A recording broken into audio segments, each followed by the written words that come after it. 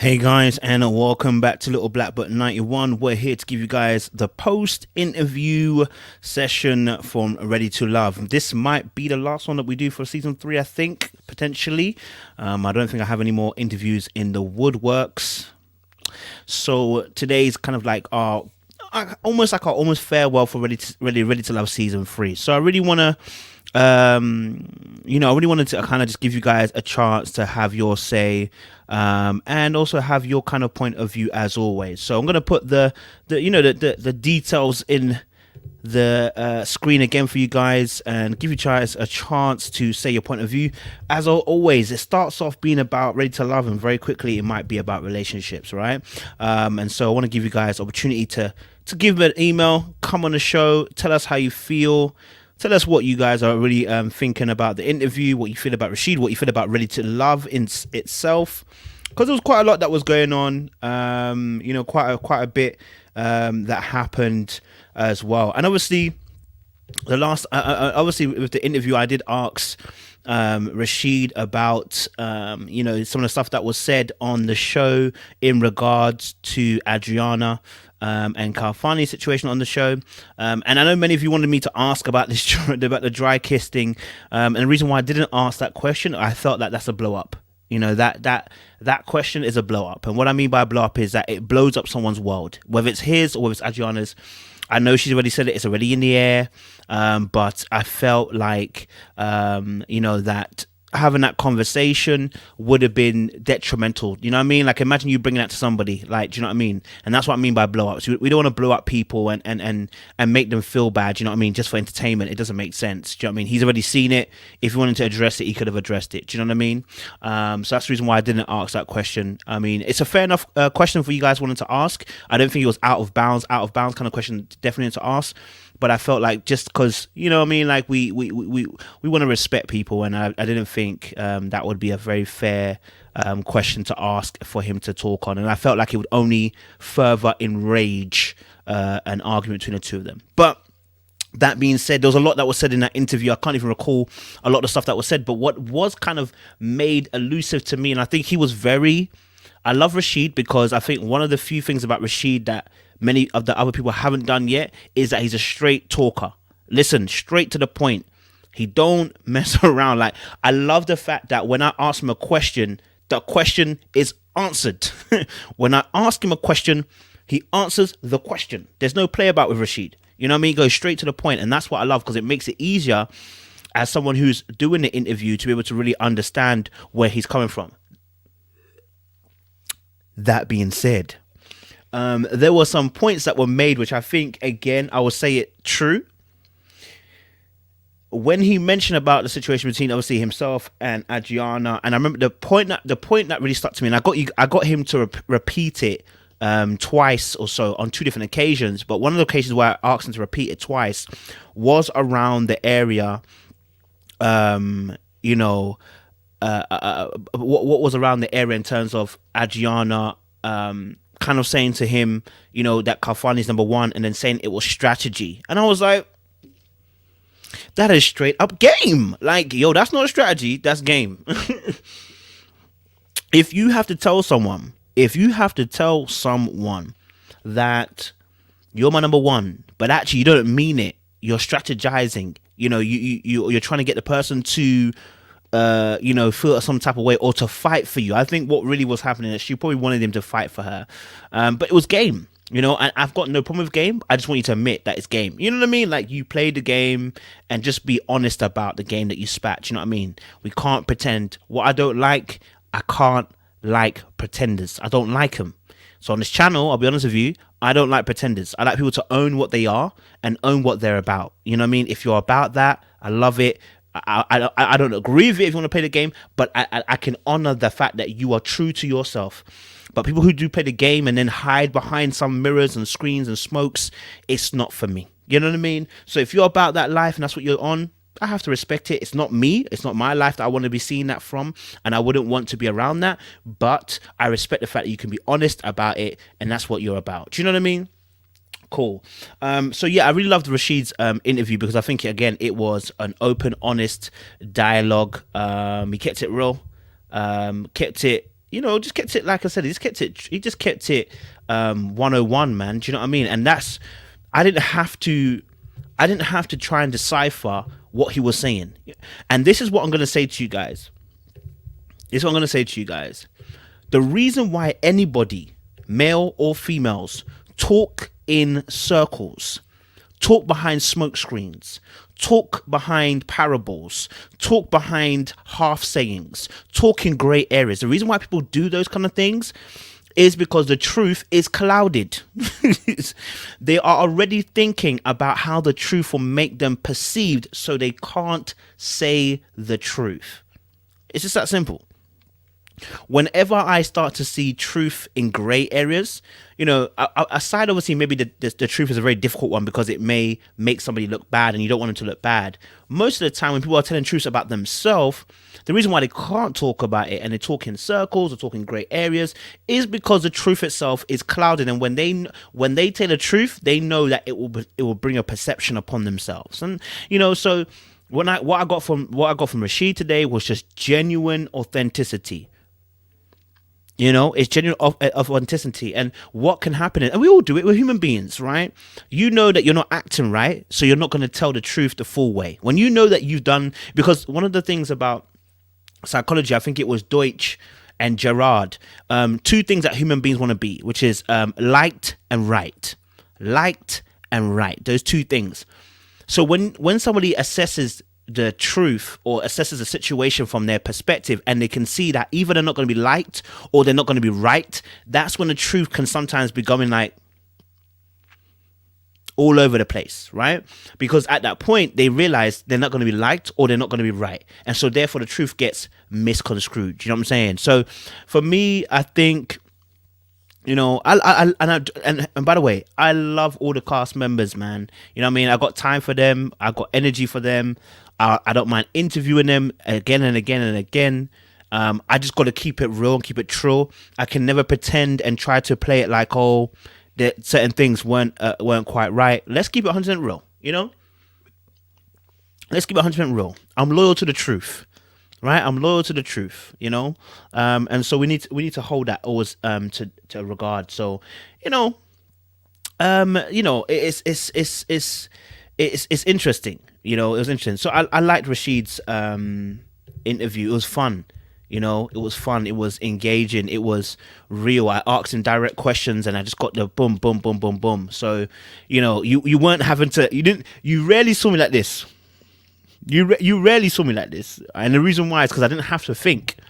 When I'm doing this, I'm trying to decipher what's being said. So when I do this, I'm really trying to decipher. But I rarely had to do that. You know what I mean? Because what was being given to me was straight up truth. You know what I'm saying? Someone said, why do you think Rashid and Alexis from season 2 haven't been on their date yet? Don't know. Not sure why. Not sure why. Maybe something's coming. Maybe it's in the woodworks. Maybe it's it's up and coming. Who knows? But I don't know, man. Alexis is similar to Adriana in some respects, so maybe he has a type, innit? He's got a bit of a type. He likes a bit of spice. He likes a bit of spicy rice. No one's there where guys like a bit of spicy rice. Do you know what I'm saying? He just likes a bit of spicy rice. It is what it is.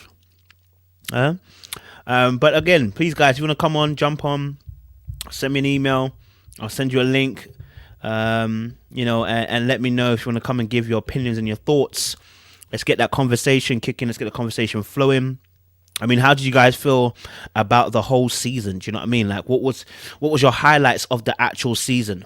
For me, I think the highlight of the season for me, do you know what? I'm trying to think. What was my highlight of the season? There was just so many different things. And when I say highlight, I'm looking for the good stuff. But there's a lot of stuff that was going on. I think we're always season 3 is gonna be remembered because season 3, the audience, we had closer participation with those on the show. So season 3 is different because the people on the show really came out and did a lot of interviews, right? And so a lot of these interviews gave us an opportunity to get closer to them and to hear more of their own truth. and so so I respected that, so I think this season was a little bit different because we got to really be closer to them in a different way, whereas other seasons they were there and they had some interviews of a few people, but we as an audience weren't that close. So I like this season because of that. What else would I say? The couch. Yeah, the couch. When Rashid did the couch thing, that was A1 class. The way he handled that, too much finesse, too much finesse. The fact that he actually turned to the couch and spoke to it was A1. But I think, yeah, I loved watching, and someone else you mentioned as well, like, both of them mentioned the Jenga shift. Yeah, yeah. So they were honest. They were both honest, and I think at this particular point there was a shift there. I think the reason why though is because they did have I did have a conversation. I think they did have a conversation at that point as well. So that's why the shift was happening. He was finding out that obviously that Kalfani was number one, and so that also caused the shift. Do you know what I'm saying? I don't. And again, me personally, if someone tells me someone else is number one, my energy's gone. I'm not even shifted. It's gone. It's gone. Can I be honest? Like, let's be real about dating. Can I be honest about dating? There's honesty and there's honesty. Okay, there's honesty and there's honesty. Some honesty just doesn't need to happen, blood. Some honesty just doesn't need to be said. Do you understand? Yeah. I'm not saying to lie, but I'm saying some of it just doesn't need to be said. Like, unless you're feeling me, unless I'm feeling you and you're feeling me. Do you know what I'm saying? Unless you're feeling me and I'm feeling you, or one of the other two, right? And you're feeling me, then you can ask me a question like, hey, look, I'm liking you, and I want to see how we can take this forward. Then I have to let you know, hey, look, you know what? At this moment, I'm currently dating, and I'm available to all, so I can't be exclusive with you. That's fine, but I'm not. You're not going to be coming out and be saying, listen, yeah, you're number one, number two. Like, I don't want to be coming out saying that. You know what I'm saying? Like, you should only be asking the question about whether someone is feeling a certain way until you feel a way. If you don't feel a way, don't ask the person a question like, oh, are you seeing anybody else? If you're not feeling them, don't ask questions like that. If you're not feeling them, don't ask questions like that. Why are you asking questions like that? You know what I'm saying? Just have a conversation and learn how to have conversations. You understand? Learn how to have conversations. You know what I'm saying? Anyway, I've got someone on the line now. I've got a few people in the background as well, who want to be on as well. So let me get that through. Yeah. Sorry. Yeah, I've got that through. Okay, cool. Yeah, it's gone through. Lovely. I've got Yara in the background. All right, cool. Sorry. Cool, love. We got you now. Yeah. Yeah, that's my sister's name, man. LVB, can you hear me? I can hear you. Right, my sister's name is Ya, I love it. Hey, shout outs to all the y'all babies. Yeah. Love it, sis. How you Oh doing? my god, I'm so happy to be joining this because I've been watching you since season one of RTL Sis. to butcher all the S names. No, I but you've love been for doing that. some great stuff. So impressed. So glad to see how much the channel has grown and how much love you're By getting. grace. Really, really impressed. And shout out to all my Ghana four as well. Come on now. Come on now. Do you know what? I am so impressed by Rashid. Like, Mm. so impressed by Rashid. Like, they don't make him like that anymore. They really don't. And one thing that really stood out, first of all, he's a grown man. Yeah, he's a grown Come man. on. Come on. But also, I don't know if you remember, there was a time he was talking to Adriana on the couch, and she was saying about how, like, when she's with him, she feels safe. I felt that because I felt safe and I was just watching this through the screen. So I think he just really, he oozes that kind of maturity. And also he just comes across as really, really intentional. Like, even though it didn't work out with him and Adriana, like, he was very intentional in his focus. He was very intentional in his words. He was just very intentional. Do you know what I mean? I Yeah. like that. So you're saying he was purposeful in the way that he pursued. Purposeful, yes. He was purposeful. He pursued her, and I just feel like, you know, guys don't really do that these days in terms of being really intentional and like pursuing it. Like he literally courted her. He said that quite a few times, you know, like he courted her. So yeah, I thought he was really impressive. And I think as well, just one thing to flag, he's the whole, I don't want to like go back to the whole narcissism comment, but I don't think I want to follow him because his character really shines through. So it's already clear that it's been dispelled already, you know, like you can already see it doesn't match up. His character doesn't match up with that label. So yeah, really, really got time for Rashid. I like that. I mean, are you saying that are you saying the generation you're from is not as intentional? Is that what you're trying to say? Yeah, I would say so. And the whole ages and stages thing. Yeah, that was. I thought that was a good phrase in general. But I'm a similar age to Adriana, and I personally, if someone had that kind of approach, that was something that would really impress me.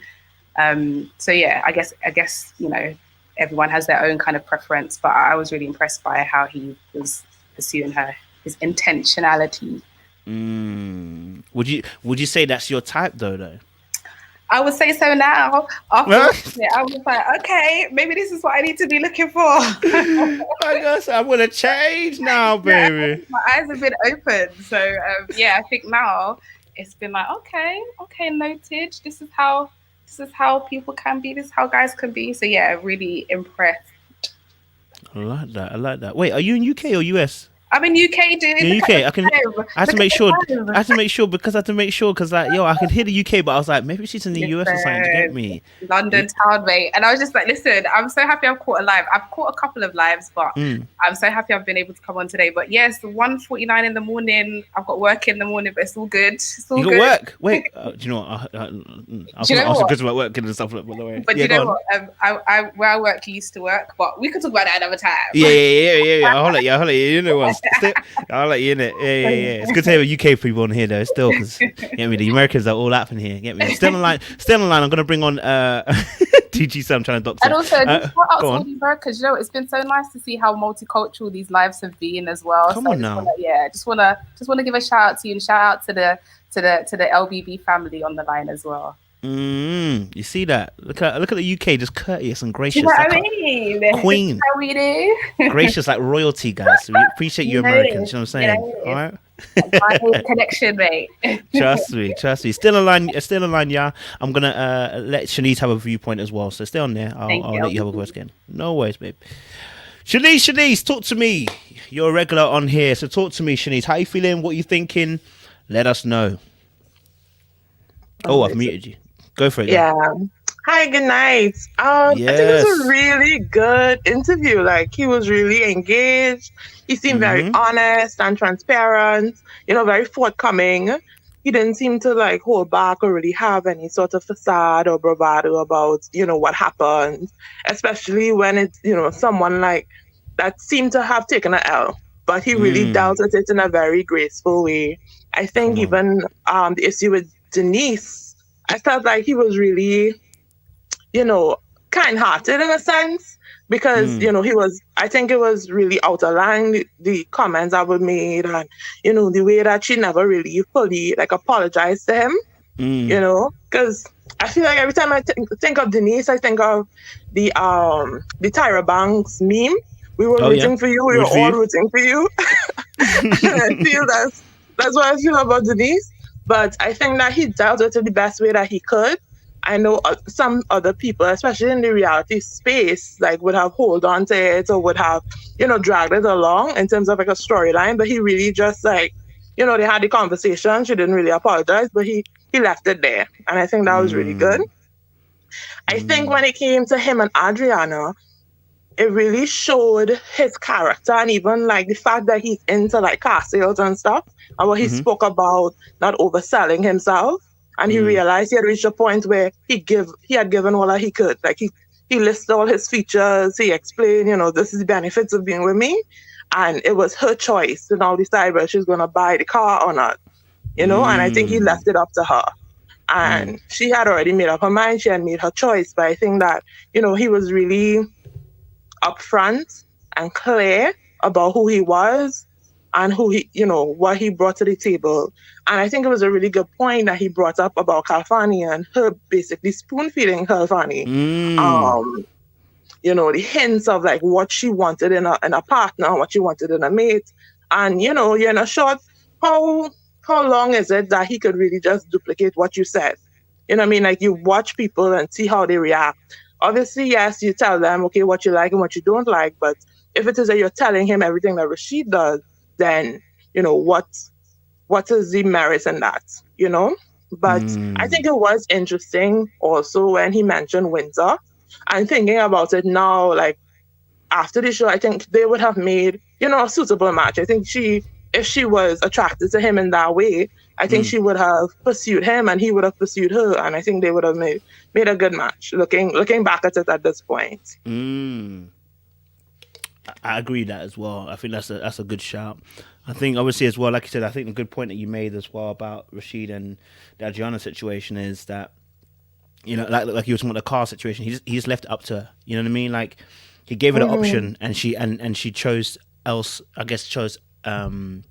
the other, you know what I mean? Okay, let me ask a question. I'm going to ask a question to the two panelists that are on. I know some other people are going to join in a second. But do women have a habit? Let me ask that question, okay? Do women have a habit of choosing men wrongly? So, like, you've got two clear-cut choices. Do women have a habit of choosing the wrong men? And I'm not talking about men, because she had two choices, by the way. This is not like anything. They both were trying to pursue her. So I'm going to ask both Ya and Shanice. I don't think it's a women issue. I think people have a habit of choosing the wrong partner sometimes. I remember a friend of mine gave this analogy of, I think his cousin and his grandmother. The grandmother told him, you're going to try and choose until you end up with a slipper. So I think it's human nature sometimes to like really see what's better on the other side. And at least based on what we saw on the show, it seemed, even from, I guess, what she had kind of talked about it, where she interacted with the friend and the friend was like, you're choosing lust over what seemed at the time to be a real connection with Rashid. So maybe she was looking for something different. She already knew what she was getting with Rashid and she wanted to explore what this new and interesting connection, at least from her description of the relationship with Kafani, what this new and interesting and different connection that she never had before would look like. I like that. Yeah, answer the question for me as well. Like, our ladies, you can give the UK perspective. Are the ladies, are you guys choosing wrong guys out here? You know what I mean? I know there's a lot of trash guys out there. There is a lot, but are you ladies making wrong choices? That's what I'm asking. No, I think it depends on your stage in life, to be honest, because I think maybe like when you're in your early 20s, what you're looking for in a guy might not necessarily be what you're looking for in your early 30s or early 40s. So I really think it is to do with your stage in life and what you're looking for at that particular time. But then it can also be a thing of perhaps in that choice you could have a different priority, but I really think it comes down to just the stage you are in life. Okay. Stage you are in life. Okay. Ages and stages again. Hey, ages and stages. Let me not even play Asian stages. Something. You know what I'm saying? No, I get that. Okay. I mean, okay. Let me ask you a question. I mean, have you chosen incorrectly before? Have you chosen incorrectly before? Yes. What were the determining factors?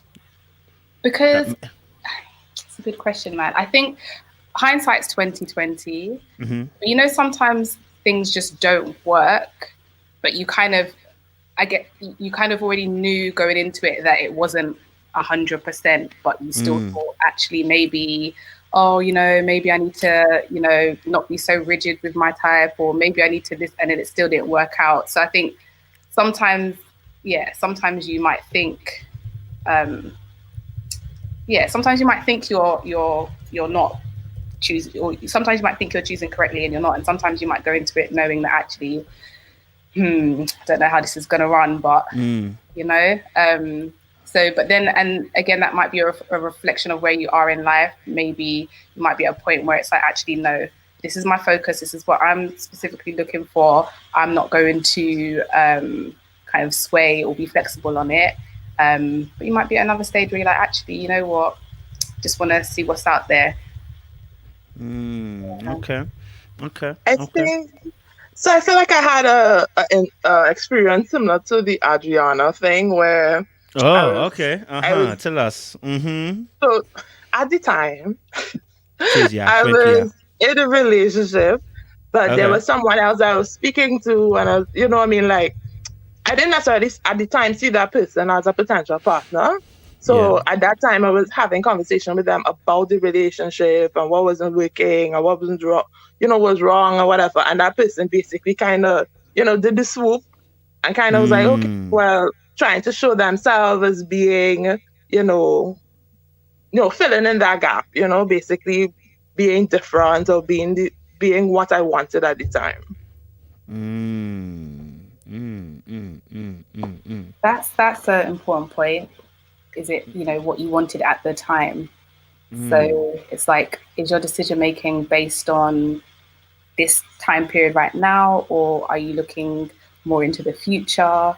What is the purpose really of this relationship? Mm. So, Yeah. Yeah. are ladies lacking?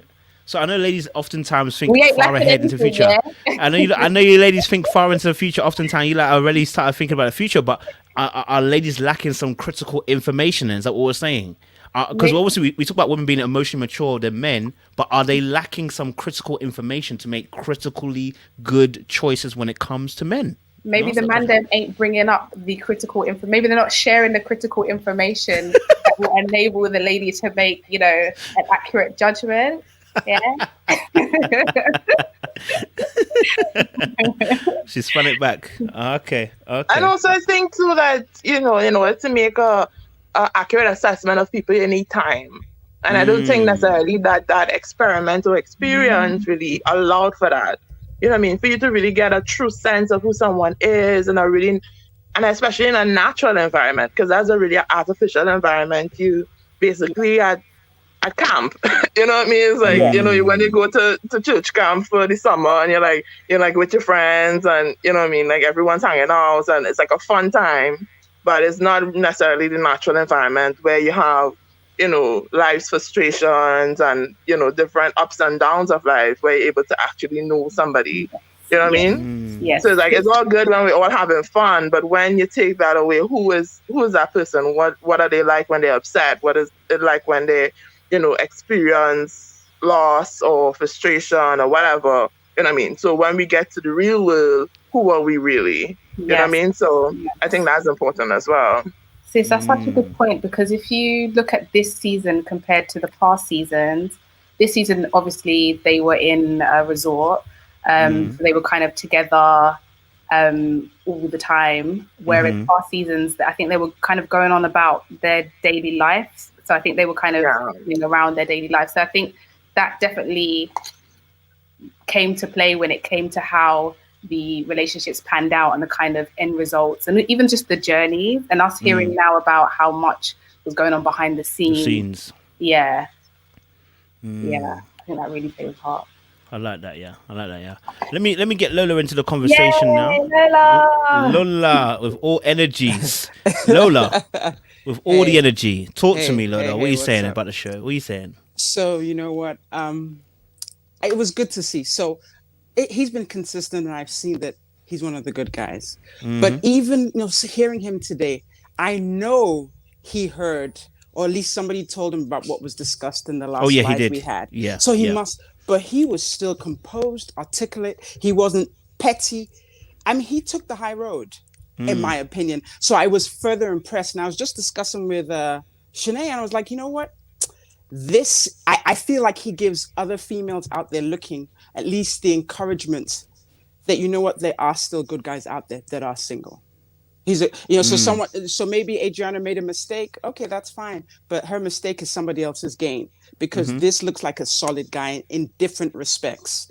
Because Mm. he didn't, I know she was saying that he was saying something, but to us, even though you pressed it a little bit, he didn't say anything negative about her. He just acknowledged, acknowledged the story, kind of kept going. So man, the future's bright for him. I can only imagine what his DMs look like. This is looking long, I'm sure, man. He's a sensible guy. Yeah, I'm really. I mean, we knew this and we know this, but and it's been a couple months too, so he's probably definitely kind of gotten over it. But sometimes I know when they say they watch these things back, it kind of makes them relive the experience again.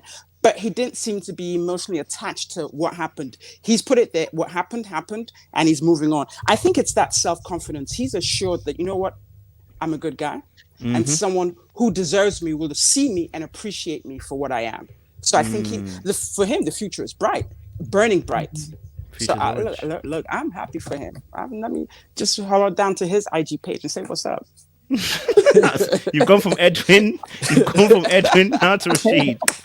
No, I'm just giving him props. I'm giving him props. So if Rashid, if you're listening, I think everyone along the board has been impressed with him, but definitely just to cap off the season, yeah, he definitely played it right. If he's playing a game, he's playing it right, because it looks like he's playing himself because he's consistent. Because I've seen him on other platforms and he has been consistent. Yeah. So that to me makes me feel like, you know what, he's being himself. And good guy. How about it? Good guys don't come last. Okay. He's going to get what he needs to get at the right time. Amen. So for the good guys out there that feel, they've been kind of hurt in the past or something has happened, they've been played one way or another, don't give up hope. You're going to get exactly what you deserve and what you want, because God gives you what you deserve and also what you want. So he's going to be straight. I'm not mad at him. I'm not even mad at Adriana too, because there's one thing she said that made me say, okay, you know what? I'll let her be. She said something about she doesn't want to be with someone just because. If she wasn't feeling that pull towards him, then I guess she wasn't feel that pull towards him. Yeah. But it was just so much. It was just, my beef was just like the circumstances. And she explained some of it. But then, even now, like the anger she has towards him, but not towards my boy Calfani. I'm not mad at Calfani anymore. He's explained himself. But she seems more anger towards him for some unexplained reason. I don't know why she might be feeling some animosity towards Rashid. That's what I don't understand. But otherwise, you know what, Adriana, I wish you the best. You're a sister as well, so you're gonna figure it out. Appreciate that. Shout out to Listen to Reason for sending us a bit of change. I really appreciate you, Listen to Reason. Shout out to you. She said Lola for Lola's energy. So Lola, you're collecting them things. I appreciate that. Wendy, talk to me, Wendy. How you doing, Wendy? Hey, what's going on? Oh, it's going good now. It's going good. I'm alive and well. Talk to me, sis. I'm the old head in this group. So I'm 50. I'm representing for the 50 plus. Come on now, sis. You look good. And coming from somebody who was married for several years, let me tell you, and a salesperson. Okay. Rashid, he is a very nice man. Don't get me wrong. But understand something. I knew that dude is a salesman. He is a salesman. And when you are used to selling luxury products, see, when he got to that resort, it's almost like he saw that pretty shiny car, that Maybach. He walked around it and buffed it and shined it. But with anything that you get, it's shiny at first. But once you start to ride it, you don't feel the newness anymore. You're in it. So it feels like a Chevrolet. If you ride something long enough, it's going to feel just like the Nissan beside you. All of the newness kind of wear off. So I think with the case with Adriana, I think that she displayed the newness. But once he got inside and realized that the ignition turned the same way, that the radio is going to play just as loud as in that car as it did in the Nova. Once all of those things, he realized you're going to get the same thing in the same vehicle, that kind of wears off. So I don't think it was necessarily her dealings with Califani, because if a man wants you, coming from an old head and a hot old head, if a man wants you, he wants you. That another man is not, and you know this, LLB, Yeah. If a man wants you, he wants you. Point blank, period. I don't believe in that whole fighting for thing. I don't believe that. That's really childish. But if he really wanted to be with her, Califani wasn't that kind of competition. Do you think? Because the men, I agree. So I would always say I agree 100% that men go after what they want, which he did, but not all men are built for competition. Calfani is built for competition. This is what he does on a regular day. Rashid is not built for competition. Wait a minute. Not that kind of competition. I'm a salesperson. Mm. Yes, he is. And I'm going to tell you why. Because he sells high-end vehicles. This is not just a regular dude. He sells high-end vehicles. As soon as somebody gets on that lot or expresses any kind of interest, there's competition. It's either eat or be I get. agree that. You know what I'm saying? So he understands that. And on top of that, he's an attractive man. He presents himself well. He's not stupid. And he's been married before. So he understands the art of, let me sit back, let me watch, let me see what's going on here for a minute. Let me see what's going on. He understands that. So I think that they were all playing a game. And I don't even think that Califani was playing it to win. I think that he was just a pretty little box. And he said just enough kind of country bumpkinish kind of stuff that attracted those. I'm sorry, Lola. It's the truth. It attracted those women because women, whether they want to admit it or not, you kind of like the one he's handsome and he don't really know that much. I think I could kind of like maneuver him a little bit to kind of fit that little. Young women do Tell that. them, sis. Tell them now, sis. Tell them the truth. They do. Go on. Tell them the truth go now. into it and they want to change something. And I'll give you a prime example. When I got married at 19, walking down the aisle, my father, he took the gum out of my mouth because I was popping gum. And he said, when you marry this man, things are going to change because we have been living together for 2 years. He said they're either going to change for the worse or they're going to change for the better. But they have to change. I agree. And I'm gonna tell you when I got what he was saying.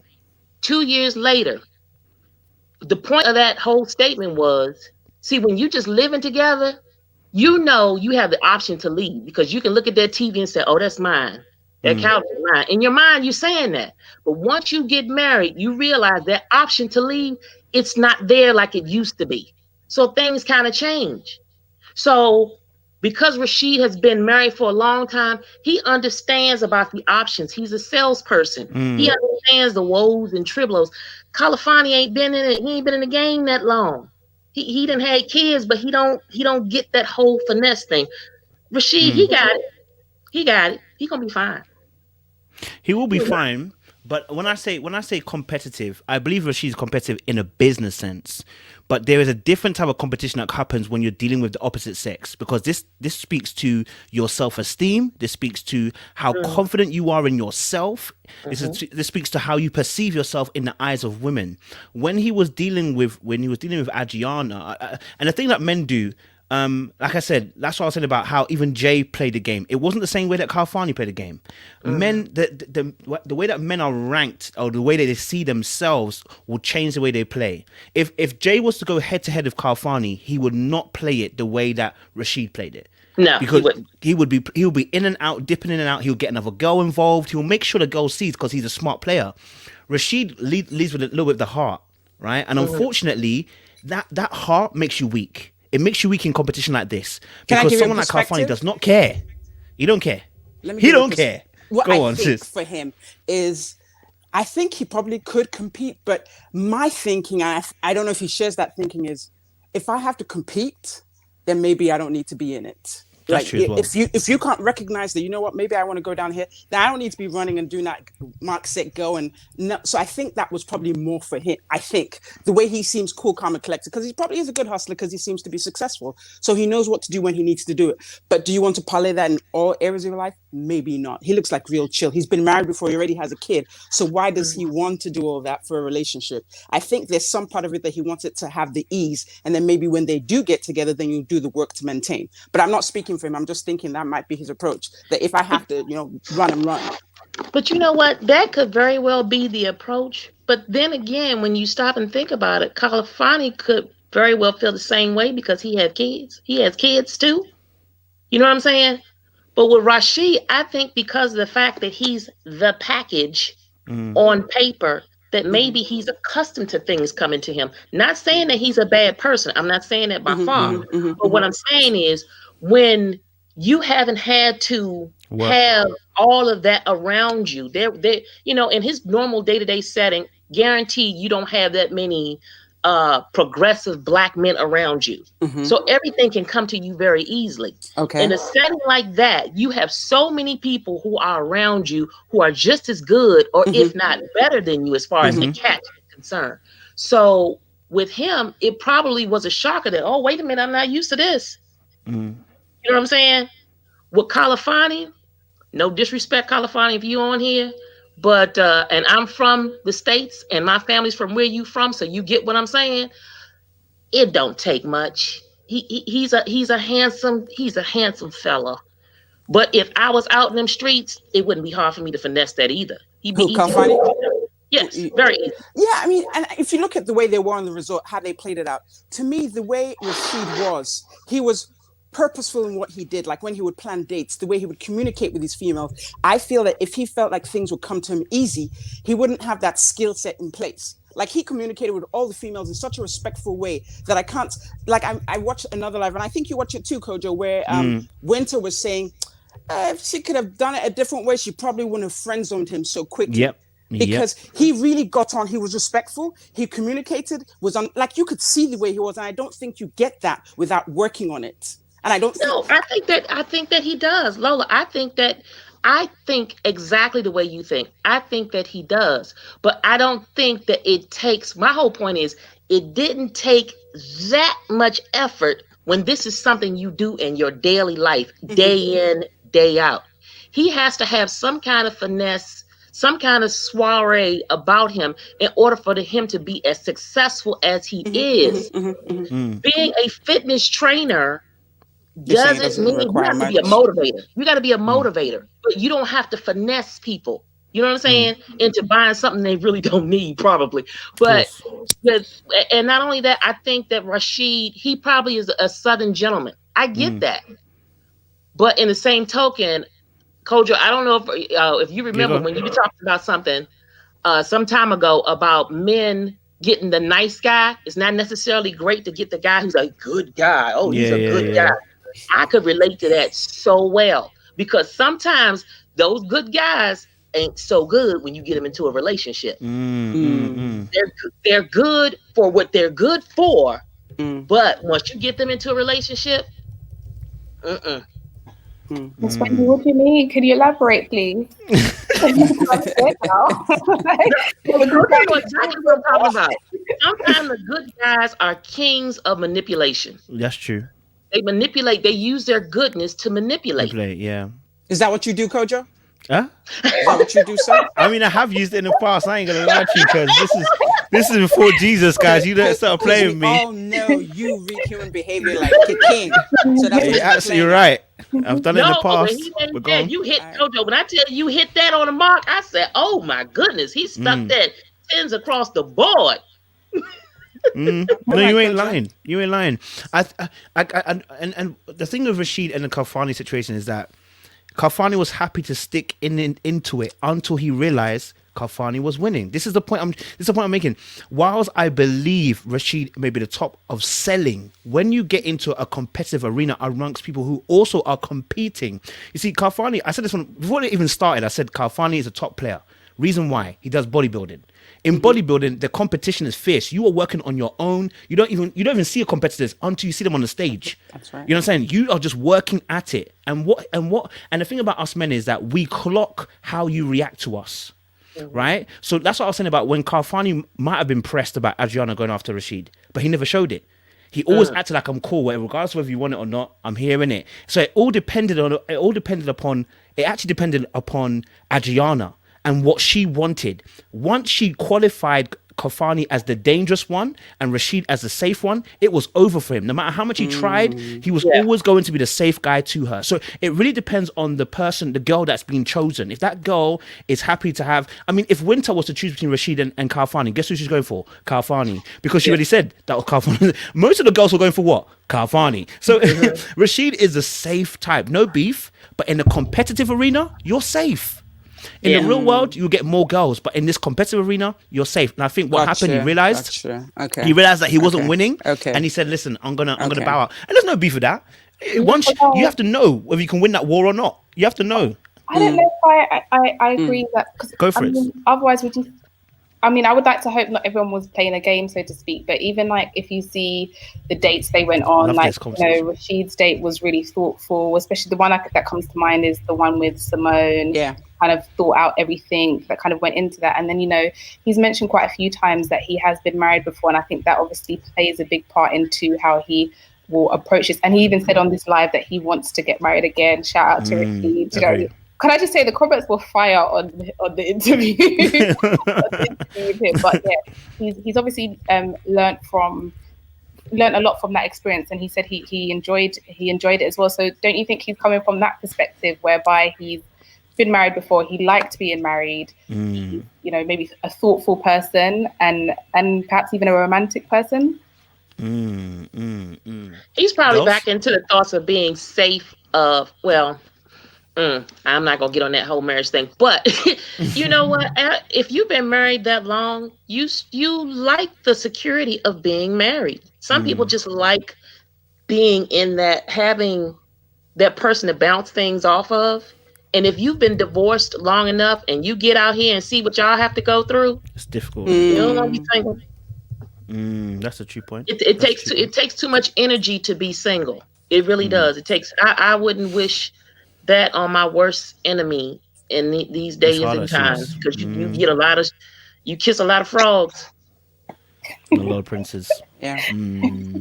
But I think I really respected the fact that he chose to self-eliminate, because I felt like some people really needed to do that early on because it wasn't making sense. But I think that the fact that he, was like, okay, this is not working. He read the room. He realized that, okay, you're into Kalfani, and I will allow you to do that instead of trying, to fight a losing battle. At least for me, you know what I mean? Like, yes, competition is good and everything, but to me, it's like we're at the end. This is literally the last days. If it is you can't decide if you want me or somebody else, then when will you decide? That's it. So you already made up in your mind what you wanted. You told him that you said that it was Kalfani, and whether or not it was to keep him or not or whatever, that's what you said. You know what I mean? Say what you mean and mean what you say. At least that's what I believe. So I respect the fact that he wanted to, put himself out, because at that point it didn't make sense. And again, I think obviously as well, I'm going to let Max jump in as well in a second. I think obviously as well that, like I said, I personally wouldn't want to be in a position where I'm having to fight with a girl. It makes no sense. For me, it doesn't make sense. But for Kalfani, he's cool. He didn't mind. Kalfani put the effort in and he wanted to. Do you understand? But as for me, if I'm seeing a girl and she's putting me in a situation where I'm warring with something. But here's the thing though. Whilst I say that, that's also an ego thing. Here's why. If Rashid knew he'd win, would he compete with Kalfani?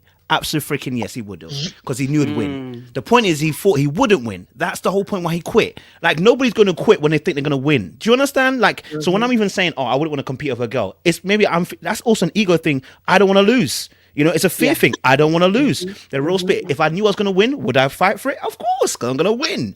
So the fear of losing sometimes is what causes the person to quit ahead of time. You know what I mean? So I respect him for jumping out. I'm not beefing that. I'm just saying that if he was winning, if he knew he was going to win, would he have quit? Wait a minute. So you just made my point. So he quit. He quit only because he thought he was going to lose. Cool. But because he's a competitor, he was going to compete by nature. But he knew he was going to lose. Ooh. So for him, it was about the competition. It was she was the shiny Maybach. She was the shiny Maybach. When he first got there, let's keep this a bean, 1,000. When he first got there, and you looked at all those women, and yes, the mature ones, they are beautiful. But when you looked at her, she stood out. She was bubbly, beautiful, melanated, just she was a beautiful girl. Yeah, she is. He saw the shiny car. And remember, they broke up at one point. So if anything, in a young man's mind, he'd be like, you know what, been there, done that. But because of the fact that she was the shiniest car, he focused his attention on her. He put that Jedi mind trick on her and thought he had it down, locked down. When he found out that he didn't, all of a sudden, let me back up. Yeah, I agree that. That's a real. Max, talk to me, Max. Unmute yourself and get yourself in the conversation, Max. Max comes with the fire. Yes, how you doing? Let me meet everybody else. Sorry, go on, Max. I'm okay. I hope you're good as well. Oh, yeah.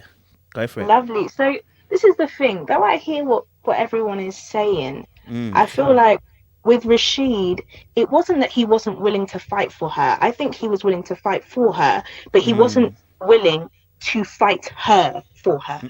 Oh, okay.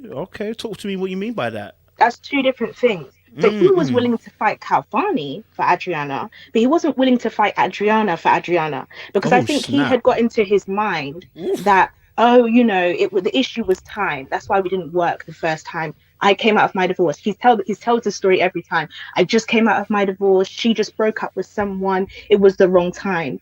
He sees her now and he's like, fantastic. This is it. This is the moment. It still doesn't work.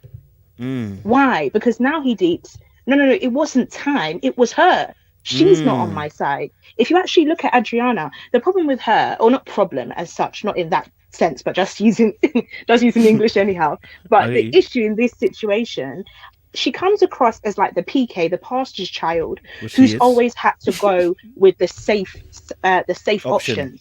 Oh my God. So it's like every time you have to date the guy that daddy will like, the choir boy, the guy that preaches on youth day. Like, she's sick of that. So now Kalfani is a little bit of fire, a little bit of pepper. The drummer.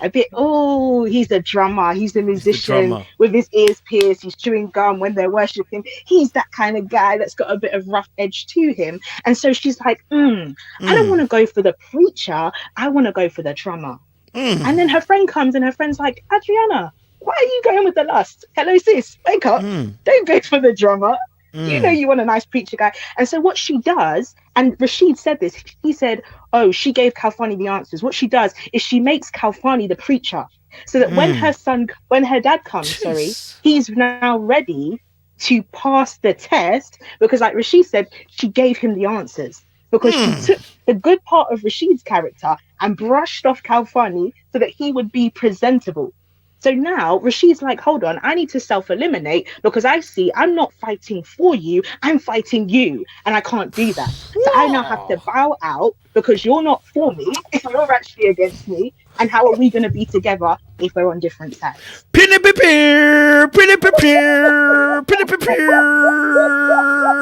What? I think I'll go to sleep now. Wait, before she's entered. Wait, Max, come back. Max, come back. I'm here. I'm changing my name of my channel to LBB times Max. What? Bruv. No, I need you to finish. No, I need you to just cleanse it a little bit. Just cleanse it. Just wrap it up. What you just said, I want you to wrap it up in a minute. Just wrap up what you just said in a minute. I just need them to get it again. You understand? Go for it again, sis. Just wrap it up in a minute. Essentially, what I'm saying is that Rashid doesn't have a problem with competing for Adriana, but he's not going to but he's not going to fight her. And he started to realize it's her desire not to be with me. It's not the circumstance. I can't hide behind time. I can't hide behind this. I can't hide behind that. And you can see that now, because look at how not in a rude way, but look at how she's kind of carried on. She's still not on it. So even when nephew Tommy was like, okay, so would you consider him now? She's talking to somebody else still. And it's like, you have to deep. And Rashid got this. And he said, I'm not even going to bring my sister out to see this. I'm just going to go. I'm just going to call it a day, because I'm not going to now bring myself out or make myself the drummer. I'm the preacher. But you see the problem with the drummer? Sundays he doesn't come to church. So now you're coming, but guess what? He's not here. I'm sorry, I'm not trying to mock it. I'm just saying, like, he's the one that, he's the one that he's not reliable. So you light the fire, but then you get burnt. So now what do we do? You like fire, but you got burnt. So now what do we do? And now it's like everybody's looking around like, oh man, but what do we do? What are we supposed to do now? So sorry, I didn't wrap it up. But, no, it's fine. But yeah, you take an offering, guys. It's time for an offering, guys. I want you to get your purses and your wallets out. It's time for an offering. Give unto the Lord. He's using his servant to speak to y'all. Y'all better listen, okay? Whoo, sis, we were all doing our thing, and then Max came in and Whew. Max came with the vim. Max came with the vim. Max, you need my email so we can talk on the side. Like, Damn. Okay, no problem. give me some analogies, because that was.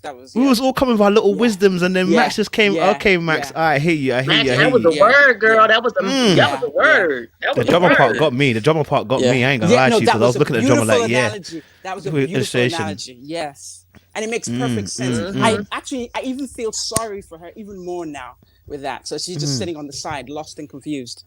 Let me get some players into the board. Let me get some more players into the board. I got 2 more people that I've got on the board, so let me bring them in. I got Jakenya, I got Adjoa as well here as well. Jakenya, talk to me. What you want to say? What you want to do? What you want to talk about, man? Hello, everyone. Hello, Jakenya. It's good to see you again. Good to see you too. Good to see everyone. I wanted to just comment. It's really interesting to hear even, the commentary on Rashid, bowing out. It's meaning because he's a salesman, the competition thing. And it's like, as women, we all tell one another, if someone doesn't show you that you're worthy of their time or attention or even respect, as we even saw during a reunion, Adriana doesn't even have basic respect. She wasn't listening well to Kalfani. It's like we say, that person is not a reflection of what you want. And shouldn't we know going into these environments and situations what we want? So could it have been a reflection of Rashid knowing, you know what, I liked her, but this is not quite what I want because she's not interested. I'm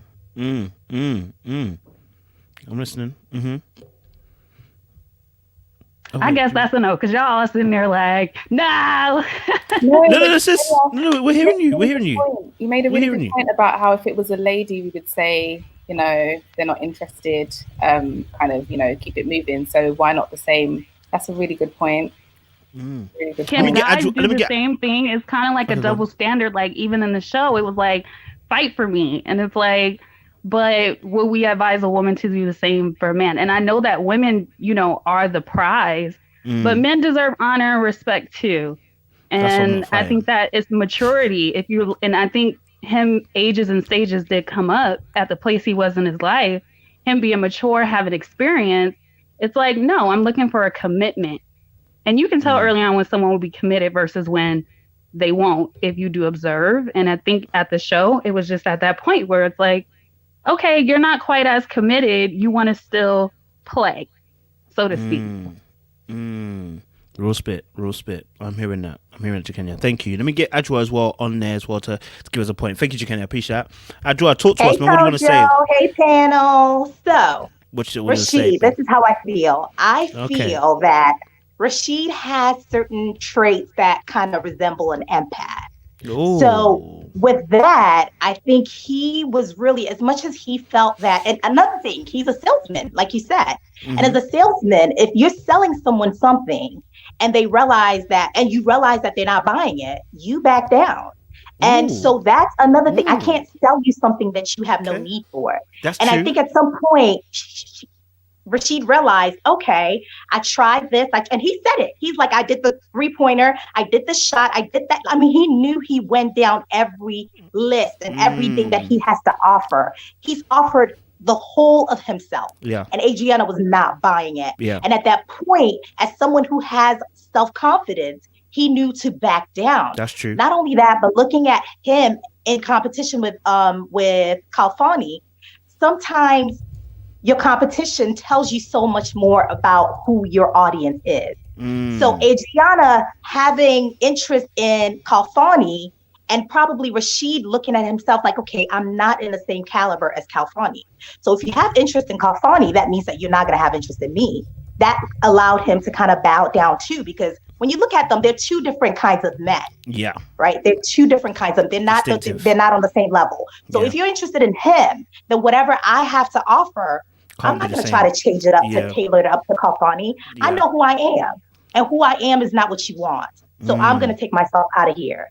And the only thing that it hurts me to my core is that he did not stand firm in his conviction of wanting to leave. I really wish that he stood firm in it, because that right there showed me what his pattern is. His pattern is selling himself short when it comes to women he likes. And I hope that he took that from it, and I hope that he works on that. God damn. Okay. My oh my. That's going to take a minute, because it's really just. I feel like we've had a whole meal within the last like 10 minutes or 20 minutes. So I just let it reside a little bit. Yeah. This is what you lot are coming with tonight. Oh, you want to say something, Wendy? Go for it. This is one question. Maybe the panel can answer this as far as being women. Do you notice how much energy that we have put in what has happened to him? But when this happens to women every day, all day, the same woe is me and the same pity and our heartfelt sympathy that we feel for Rashid, we don't feel that for ourselves. Ooh. For us, we just accepted that, you know what? Oh, we're not picked. Okay, it's normal. We're not picked. Men change the chariot trajectory all day, every day on us, and it's fine. But when a woman says, you know something, I don't think I want you, I think I want him, for whatever the reasons are, all of a sudden, look at the outpour that there's been for Rashid. My question is, why is it that we have so much sympathy there, but we don't sympathize with each other when we are in this situation all the time? That's a question for the ladies on the panel. I'm going to Lou. Continue the conversation. I'm going to Lou. I'll give it a shot. Go for it, Lola. I think, first of all, like you said, it's something that we kind of always accept. We always get it. And then second of all, for some other reason, there is that, like, so if your sister goes through something like that, you will sympathize with her. But if it's somebody else that you're not related to, unfortunately, I hate to imply that, but we might think that's competition. So the pity isn't there. Because I can think of all the other females on the show, for example, like, what's her name? The one, Denise. I got a lot of heat for defending her. Yes, she had a craziness, but she got left by two guys. And there really wasn't any compassion as to why it was, okay, well, she did this, she did that. So I think a lot of the time when we don't feel sorry for each other, there is that edge there because we're always competing. Whereas with guys, they find a way to smooth it out. And of course, with females, we're empaths. We feel sorry for them. We want to take care of them. We almost feel like we could, like all of us in the chat were saying, oh, you know, poor Rashid. Oh, maybe we can holler at him. And that's what happens. So the pity comes from a place of, yeah, poor him. But also, you know, that means there's an opening. Okay. Who wants to fill in for that? Adra, why are you looking at me like that for? Me, I'm not a problem, oh. I'm not a problem. Adra, open your mic. But just sorry, sorry. I'm a spectator. That was the Ghanaian face. That was the Ghanaian face. You read it. Yeah. No, I actually don't quite agree with that, Wendy. I don't think that there is a lack of empathy when it comes to women. I think there actually is a lot more empathy and a lot more sympathy because we know what it feels like. We know what it feels like. Now, if we're in competition with the same man, of course, there probably is a lack of empathy or sympathy.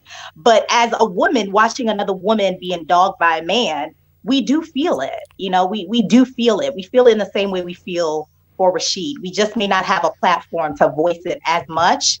But if we were allowed that platform, I think we would be able to extend that, you know, that level of sympathy to one another because we more than anybody know what it feels like. I like that. Shanice, talk to me because I know I muted you earlier on and you were going to say something. Go for it, Shanice. Yeah, I do. At least for me, I think that I did feel sympathy for the women on the show that, you know, didn't get, I guess, the, I can't even say love because they didn't get to that point, but the attention or the, you know, the reciprocation of feelings. Right. For example, Winter, when she had the kind of double date with Joy, Edwin, and what's it, Jay? And basically the two men basically picked Joy over her in front of her friends. Like to me that was tough. I don't know. Like painful. To me that was painful, right? So I really sympathize with her in that situation. I think the difference is I felt like she never, took stock of what was happening and said, you know what, this isn't. At least it didn't seem that way. She just allowed the man to make the decision. She allowed Jay to continuously pick Joy over her versus taking stock of the situation and saying, you know what, this isn't working. Let me find another interest or let me pursue other options. Whereas with Rashid, he did make a different choice.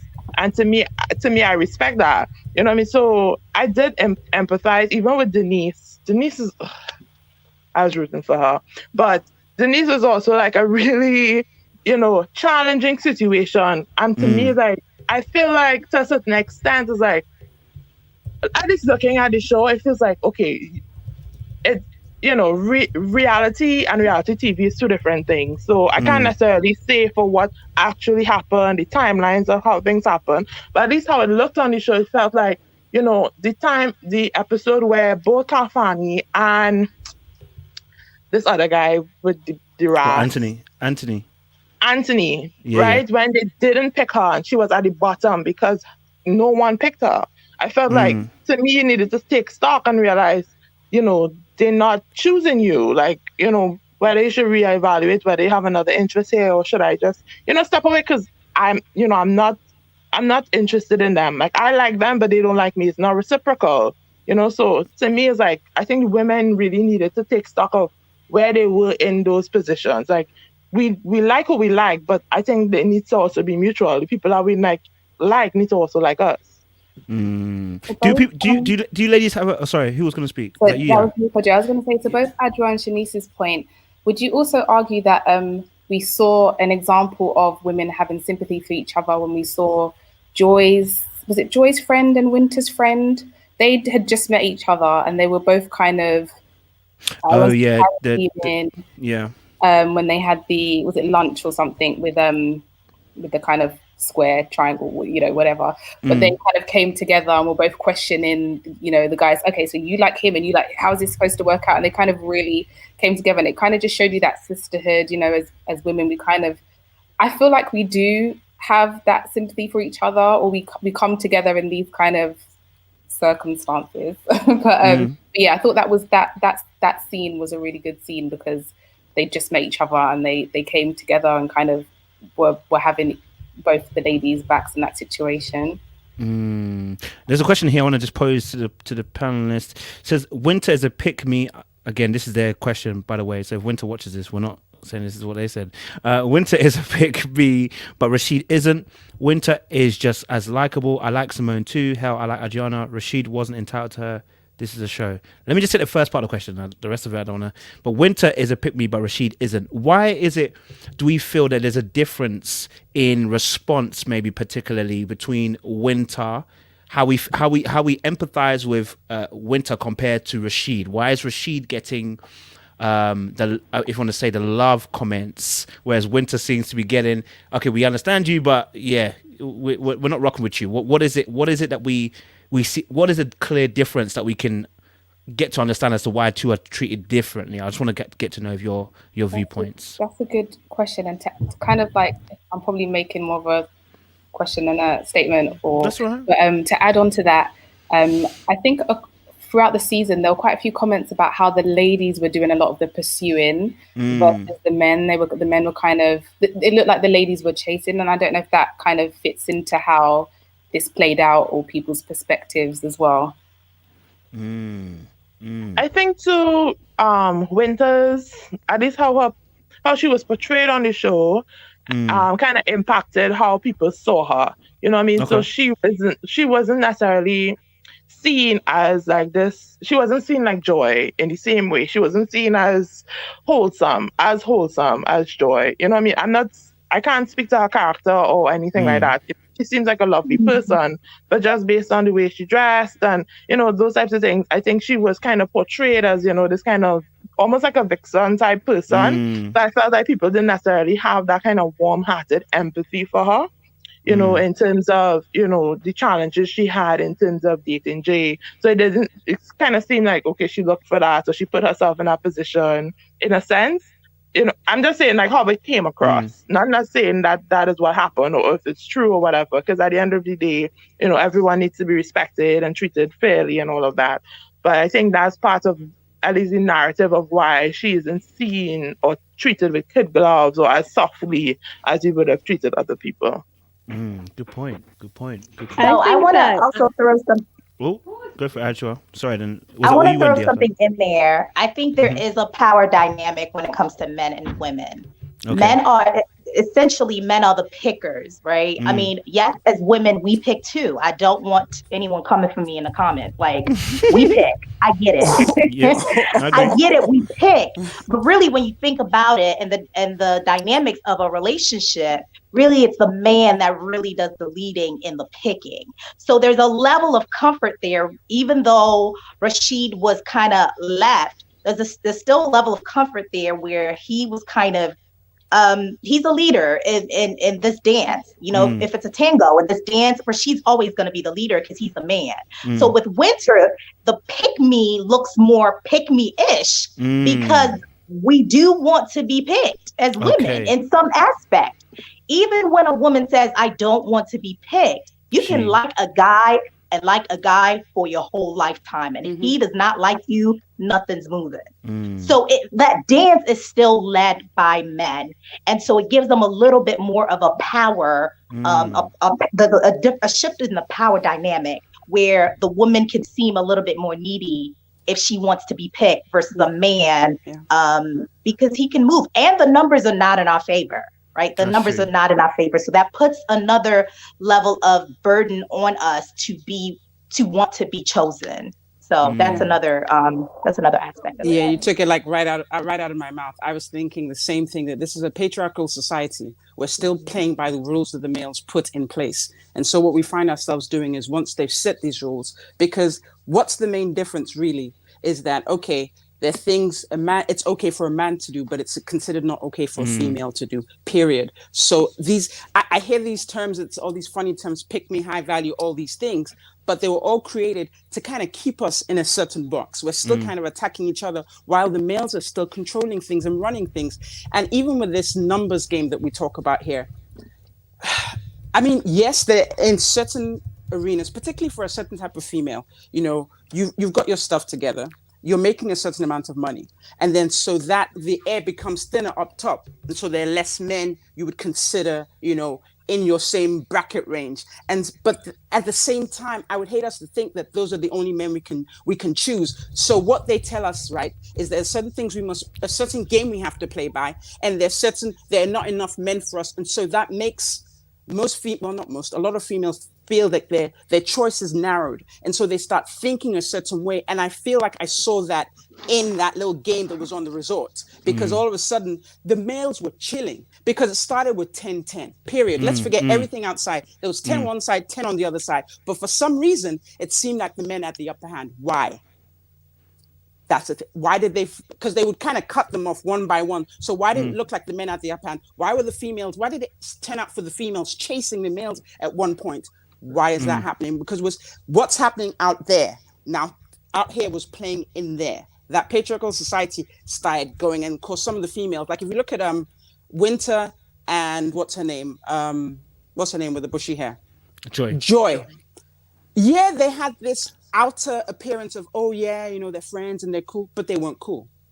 There was misunderstanding between them, and they never really faced each other. They faced each other, but in such a pretentious way. The person who should have gotten most of that smoke was Jay, but he was sitting cool as a cucumber. Nobody gave him any smoke. I don't know if he got any smoke in private, but in public where he should have gotten it, because he didn't get anything. Because especially when she saw those videos of, Winter walking down the hallway 5 minutes after him or 2 minutes after him, she should have smoked him right there on the couch, because clearly he had misconstrued the nature of their relationship to begin with, because she was very comfortable feeling like she was the main character, and then, Winter was just like a tag along. And she was okay with her sister or her good friend however they call the relationship, being in that tag-along position. So we still, as females in this society, are still feeling the need to compete with each other. And I think that's the bottom thing that's going on. Because let the truth be told, when you see a guy, some desirable man, there will be some kind of competition between the females, unfortunately. And so I think when it gets to a point, and it's changing. The truth is, it's changing. The way it was when it was my mother's time, it's not that much now. It's changing, but it hasn't changed. We're now beginning to realize that no, we shouldn't be fighting each other. We should be facing the males. And once we get that together, there will be a shift that we'll see. But for now, I think that was kind of like, if you look at the show and start picking it apart, that's what was going on. The men were chilling. Like, even the men that were competing for the same female, they had no beef. There was not like, this unheard, like the body language. I didn't really see anything going on. I didn't see any of the males kind of face up with each other, but the females did. This is something we've been raised around, something we've seen, something expected, something that you see on all the reality shows. These females kind of bashing heads, and the men are just chilling and relaxing. But you know what? That's a microcosm. 3 quick bullets, because I see Miss Shanae's on there. 3 quick bullets. One, from what I saw, Winter came across as a cougar. She came across as a cougar. 2, Joy and Winter, they were frenemies. They weren't friends. They weren't frenemies. They were stabbing each other in the front and in the back the whole time. No, definitely. And this is my third point. When it comes down to the dating aspect, this is something new that I just started hearing, I guess, in the past year. High value. Yeah. What's with this? All these new terms. Yes, that's an awful new term for us to pin as African descent people. This high value. My thing is this: what is the value? Who determines what the high value is? The minute we start labeling things like that, now we're setting ourselves. We were getting 2 steps forward, now we're going 4 steps back. Who puts the value on what's high value? That is an awful terminology. The people running the game. You already know. The people running the game set the rules, and they tell us how it works. This is the Matrix. We're in the Matrix. It's the men that set the pace. Actually, to be honest, I'm gonna let Shanae hit this as well. In regards to in terms of high value, yes, men do run the game, but it is not men who actually run the game. If you look at it properly, what determines high value is what you determine. What the consensus woman determine makes that man high value. For instance, number one, and obviously this goes back, and it's still this, and yet when you still go back, the number one trait is that it's patriarchy, and that is number one. You need money in this world. So when it comes to the society in feeling safe, money represents that security, that freedom. It represents status sometimes as well. So when they're talking about high value for women, if you're looking at a man, if you had a man that's broke seas and a man that's rich, just nothing else, just those two, which one would you choose? More than likely, you end up choosing the guy's got the money. Before you talk about anything else, I know that personality, everything comes else in that, but we're just talking about as a basis. Which one will be high value? The one that has the money. Why? Because it represents something of safety, security, freedom, etc., etc., etc. Right? But when you start off with that terminology, in this day and time, I don't mean to cut you off. This day and time, in this era that we're living in right now, if you start off with that high value, and I get exactly what you're saying, people are going to start using that in its wrong context. They really have. They are right now. Because can you imagine telling your girlfriend or your guy friend, is he a high value man?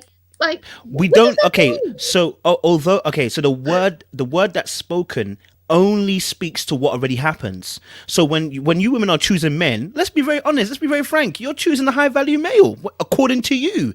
Look, I've always said this: you try to go for the best male or woman that you think you can get. That's your high value. You understand? So inevitably, if you compare me and Idris Elba, please don't choose me, choose Idris. What the hell? Why are you choosing me? Idris is there. If you can get Idris, why are you choosing me? This is no beef.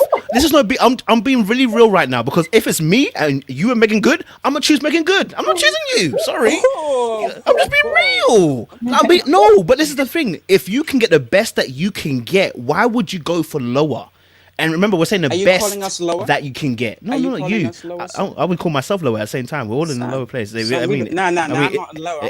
I don't know about you. You know what I'm saying? I'm not trying to lower myself. What I'm saying to you is I understand the value. I understand that he's at the moment his finances, etc. Looks. We all know that's all there. Listen, let's not even. We don't have to make it bait. It's there. Idris is Idris. At the coach's point, this has always been there. It's just a new term that we're hearing, but we've always had this choice of choosing someone who's more valuable than somebody else. So I don't think it's a new thing. I think it's just a new terminology. So to Coach's point, yeah, that's really what it is. It's always been there, and it's really in reference to your value. But you don't think that terminology is setting us back even further? And I'm gonna tell you the reason why. Not. I'm gonna tell you the reason why. Because if you've seen on the internet recently, and a gentleman was using that terminology on a woman being a high valued woman, and you, Coach, you know exactly which I'm talking about. He was talking about whether or not she had children, not necessarily her financial status, but her looks, her complexion, all of those things. When you start putting those words out there, words have power. So the minute that you start putting those type of terminologies out there, people, you're leaving it for them to interpret it to be anything that they want it to be. So you may say it's finance, but somebody else may say it's a complexion, it's a look, it's a hair, it's whether or not you have children or not. I can guarantee you 9 times out of 10, you're gonna choose things that are best for. Listen, finances is, Solomon said it best. Money answereth all things. Then we talk about status, and then we talk about power, okay? This is natural. And so for us men, when we're looking at women, we're looking at which one is the baddest out of all of you. If you look at the Bible, King Xerxes, he had a whole competition of women, all beautiful ladies. And in the end, what came down to is that everyone's buff. Okay, so what do? I choose the one with character.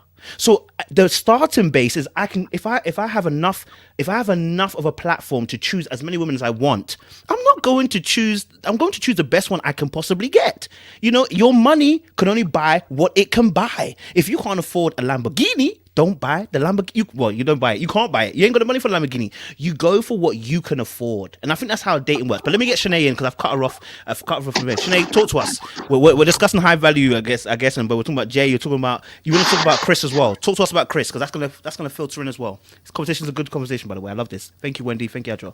Thank you, Lila. Yeah, it is a great conversation. I was like, I'm gonna just be in the chat, but then I was like, hold on. So good evening, everybody. Thank you, Joe. I did this amazing panel. Look at all you beautiful ladies and gentlemen, handsome gentlemen. So I wanted to bring in Chris because I was like thinking to myself, now, Chris, I could see myself in some ways. So Chris made his election sure, right? He chose what he wanted and he went all in on it. And then look where it got him.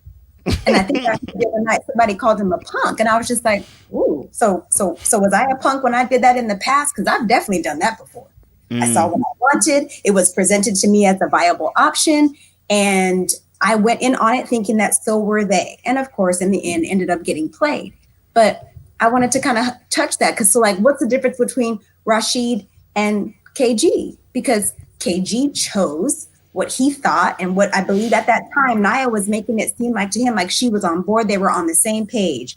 They have that infamous conversation, and then boom, she took off left. Rashid sat down, had a conversation with Adriana, and he also boom tried to take off left and wasn't able to leave the show. But I mean, he did the same thing. So we praise Rashid, but we don't praise Chris.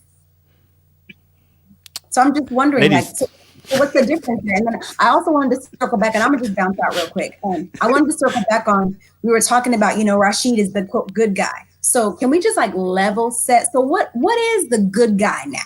Because it almost makes you wonder now. What I keep saying good guy. So what is the good guy, right? What is a good girl? I don't even know why we just use those terms so loosely and like, but what are we really saying? So Anyway, I just came to drop a little fire tonight. Y'all can do all this in the chat and chat about it. I'm gonna bounce out, okay? Wait, What? You asked What? you at least wait for the answers to your questions, man. Yeah, give us I know us. The answer's gonna be about 2 and 3 hours later. No. Girl, Lola's working, so she can't be here for 100 hours. Come on, wait for the answers, yo. Lola, it's literally 2:55 in the UK, and we're still here. So you have Stand strong, girl. Stand strong, girl. Oh my gosh. Okay, hold on. Yeah, but I think in answer to some of your questions, everyone's going to jump in too. But I think, so if I start with what I understand, for a male, what you call a good guy, it's always the guy who is respectful, knows how to communicate. But he's not, and I don't want to use the term loosely when I say aggressive, but there's a way he has a certain respect for a female, even if he's not getting what he wants. And he's not pushing, he's not pressuring. And there's a way he carries himself. And it's not just with females. He's a person like that. Like if you see a guy with his mother, that's how you'd expect him to be with you. So if you see him treat females a certain way, he respects himself. And of course, from my perspective, it also has to be colored in my lens. If he's someone who believes in God and acts like that, he's not just in church on Sunday throwing his hands up in the air. When you see him outside, he's that same thing. So it really boils down to character for me. That's a good guy. Now, of course, I'm not really thinking about money, but for some people, money might be in it too. But I'm thinking about the character, who they are, their spirit, their person. And essentially for a young woman, when you're looking for a good guy, how will that man be as a father to your children? Because that's going to be a big part in how your life turns out. So for me, that's how you kind of judge what a good guy, a good girl or a good female. Let me put it like that. For males, and I think and I don't want to say and sound bad, but for them, it's almost harder because unfortunately, for the most part, most females are primarily responsible for rearing the children. So if you as a man pick a female who is, for lack of a better term, a nutcase, your children are finished. Because you're going to be, essentially we're thinking you're the provider, you're running out. Even if she's working, for some reason, females always end up rearing the children. If you pick a nutcase raising your children, then you're going to have a whole bunch of nutters coming up as well. And that's going to be a whole bunch of money you're spending on therapy. So just to use that term loosely, that's how I kind of throw it out there. That's why I'm thinking that. But let me let the ladies jump in. Thank you, Lola. Maybe if I can jump in here. Go for it. Just thinking, for me, honestly, I don't necessarily see a difference between KG and Rashid. You hear me? Oh, sorry. Was there two people speaking? Who was speaking first? I think it was Max that was Max was speaking first. Shanice, sorry. Shanice. Max, were you speaking? No, I was, but Shanice, it could have just been the connection. You can go first. No, Max, because I have the order in it. Max, then Shanice. Go on for it, Max. Okay, cool. Okay, so can you still hear me? Oh, yeah. Okay, cool. So I'm thinking we mentioned Rashid, we mentioned Chris, we also mentioned Winter. I think, there's been points suggested, and I think the issue is the system, the value system, the way people analyze things and decide things. It's corrupt. And I'll put it like this: if I drank a drink of water every day and it had a little bit of poison in it, and that was the taste I became accustomed to, the day I drink water without poison, it tastes wrong. It's better, but it tastes wrong to me. And so when we have toxic dating experiences or toxic childhood or whatever experiences, we now become accustomed to toxins. So when we're now digesting something pure, we're like, oh, something's wrong here. Oh, I don't like good guys. Really? You don't like good guys? Why not?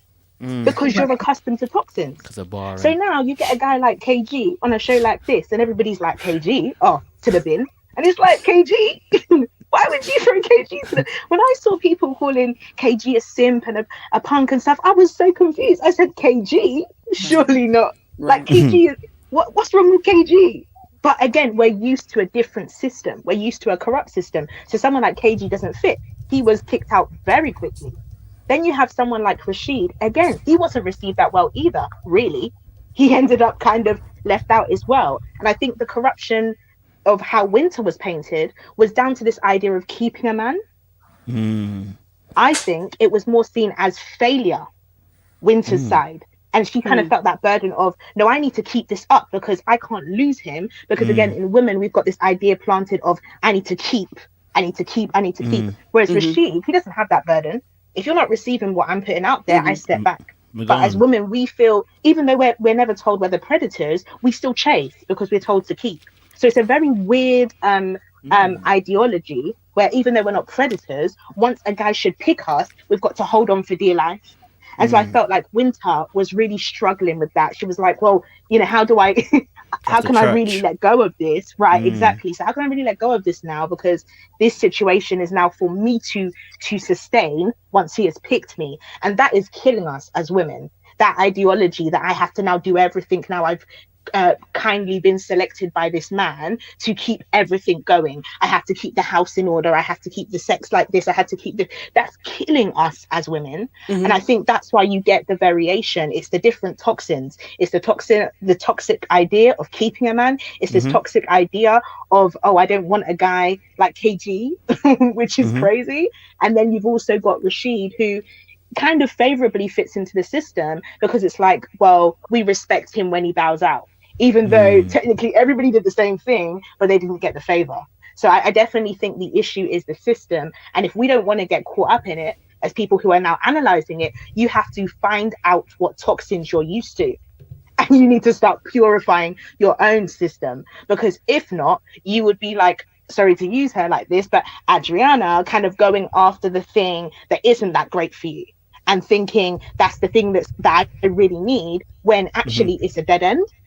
And I would hate for us to be on a path to a dead end. So I do think we have to take time to really sit down with ourselves and say, okay, am I on a path now which puts this idea of high value in a very distorted way? If you're a person of faith, sit down with your faith and say, what does high value mean spiritually? Or what does it mean from God? And let me not sit down and say Idris is better than Kojo because Idris has money and he has muscles and he has fame. Okay, but then does he have faithfulness? Does he have a good character? Is he going to be the one that's with you in 30 years from now? And so if we continue to be on this system that's going to lead us to a dead end, we're going to turn around and, look at our lives and be like, we really made that bad decision. So those are just some thoughts, really. Thank you, Max. You told Kojo. It's better to cry. It's better to cry in your Lamborghini than cry in your Micra. You understand? You made such a great point, Kojo, because you're gonna pick Megan Good, I'm assuming, off of mostly physical attributes, correct? No, when I said that, guys, I said this is why I gave you the example of Xerxes in the Bible. When you can have your choice of litter pickings, you are choosing the best option, not in terms of looks, but if you can start off with looks, and within looks you can find someone who's got the best personality, who can help you as a helper, has got all the essential qualities. That's what I'm saying. You filter it. So I'm not saying that it's simply on looks, but what I'm saying is, if you have that ability, that platform to choose the best mate possible, and the best mate was not just simply physical, it's all the attributes, and you have that ability to, why would you settle? If Idris is a good guy, faithful, then fantastic. If he's not faithful, then I'm not expecting you to choose Idris. No, I'm saying it in the sense of, if he was a faithful guy, he was loving, he was caring, all those kind of things. Me versus Idris, we do the exact same thing. That's what I meant. If we do the exact same thing, are you choosing me or Idris? Listen, I will tell you, if you don't choose Idris, you don't have wisdom. We do the exact same thing and you wouldn't choose Idris, because I'm not choosing you. If it's you and Megan Good and you do the exact same thing, I wouldn't choose you. If they do the exact same thing, I wouldn't. So why would I expect you to choose me if we do the exact same thing? That's what I'm talking about. Not just Idris on his own. He has to do the exact same thing I do, which is that be faithful, all those kind of things are in between. That's what I mean. But go on, Sinead. I can't wait to hear from the other ladies. I'm going to bounce out so that someone else can join. So good night, everybody. Thank you, Coach. I wanted to answer your questions today. Sinead's got to go. She got work in the morning. Shanice, sorry, I cut you off. Shanice, go for it. Let me bring Kenya now. Go on, Shanice. Yep. No problem. I think that, at least the way you have described that whole ideology of high value, I think is a bit different than what most people talk about. And when most people discuss it, they're talking about it from the perspective of mainly just finances and this person being this. When I think of it, at least the example I think in my head is like the Steve Harvey type. Like this person that has this big amount of money and whatever, and he married somebody like Marjorie, and you know what I mean? So I think that's what, when they talk about high value, that's what they're looking for. Somebody to have on their arm that looks nice, that take care of the house, is able to entertain, So when I think high value, that's the archetype that I think about, And for me, I don't subscribe to that. You know what I mean? I don't think that benefits me in any real way. So therefore, that type of man is not somebody that I would look for. You know what I mean? So I would look for values. Obviously, I want somebody that's employed and works hard and is ambitious. But come on now, that type of lifestyle or thing is not necessarily something that I would specifically subscribe to. You know what I mean? So at the end of the day, as much as we subscribe to society's ideology or idea of what is high value, whatever, we as an individual need to decide for ourselves what we see as high value, what are the traits of a person that we really want, whether it's faithfulness or being able to have that partnership, or whether you're looking for a provider, whatever. You need to decide for yourself what you want, as it pertains to that. She spoke about KG and Rashid, and I think, at least for me, I didn't necessarily see a difference in it. I didn't necessarily think negatively on KG. I felt even more sorry for KG because he was like this little lamb that was brokenhearted. At least that's how it came across. You know what I mean? Like, his heart was broken, and Naya was, so mean. And even worse at the reunion when they played back those clips where she talked about she wasn't interested in anyone. And I was like, oh my God. I'm just there like, oh my God. And I think that you could see how upset he was, at least at the reunion, about how everything played out. And she just, I don't know if it's, she was so ambivalent about it. Like, she really didn't care. She didn't care about their feelings. She didn't necessarily care about Edwin. She's like, if you want to take me out, you take me out. If not, whatever. You know what I mean? And even I think Edwin at least needs to be careful in terms of what he wants from her or from that relationship. You know what I mean? I don't know. They're two adults, so they could decide for themselves. But I just think that, I think it's, a bit strange. But all to say that, you know what I mean, like, on both sides, both of them, I think KG seemed to be more of a victim than Rashid in terms of like being strung along or that type of thing. And I think that at least initially it seemed like there was more sympathy there. And I know you talk about people at least holding Naya's feet to the fire in a sense. And I think they did what they could in terms of the show. Like, they booted her off. I think she's the next person to go after that scenario. So other than that, what else could they really do? Like, that wasn't them, that was production. Whatever. That wasn't them, that was production. They didn't force Naya out. They actually wanted Naya in. If you hear some of their testimony, they didn't want Naya out. They wanted Naya in. It was production who forced it. Okay. Simone should have been gone. Simone was meant to be. Simone ended up going at one point as well. So yeah, they didn't really want her out, to be honest. Okay. Well, you know what I mean. What could they really have done? And either way, no matter what they did, she wouldn't care. Because she is who she is. I hear that. That's true. Appreciate it, Shanice. Yes. Okay. So I wanted to ask. I wanted to answer the question of who is a good guy. What is a good guy? Yes. Girl.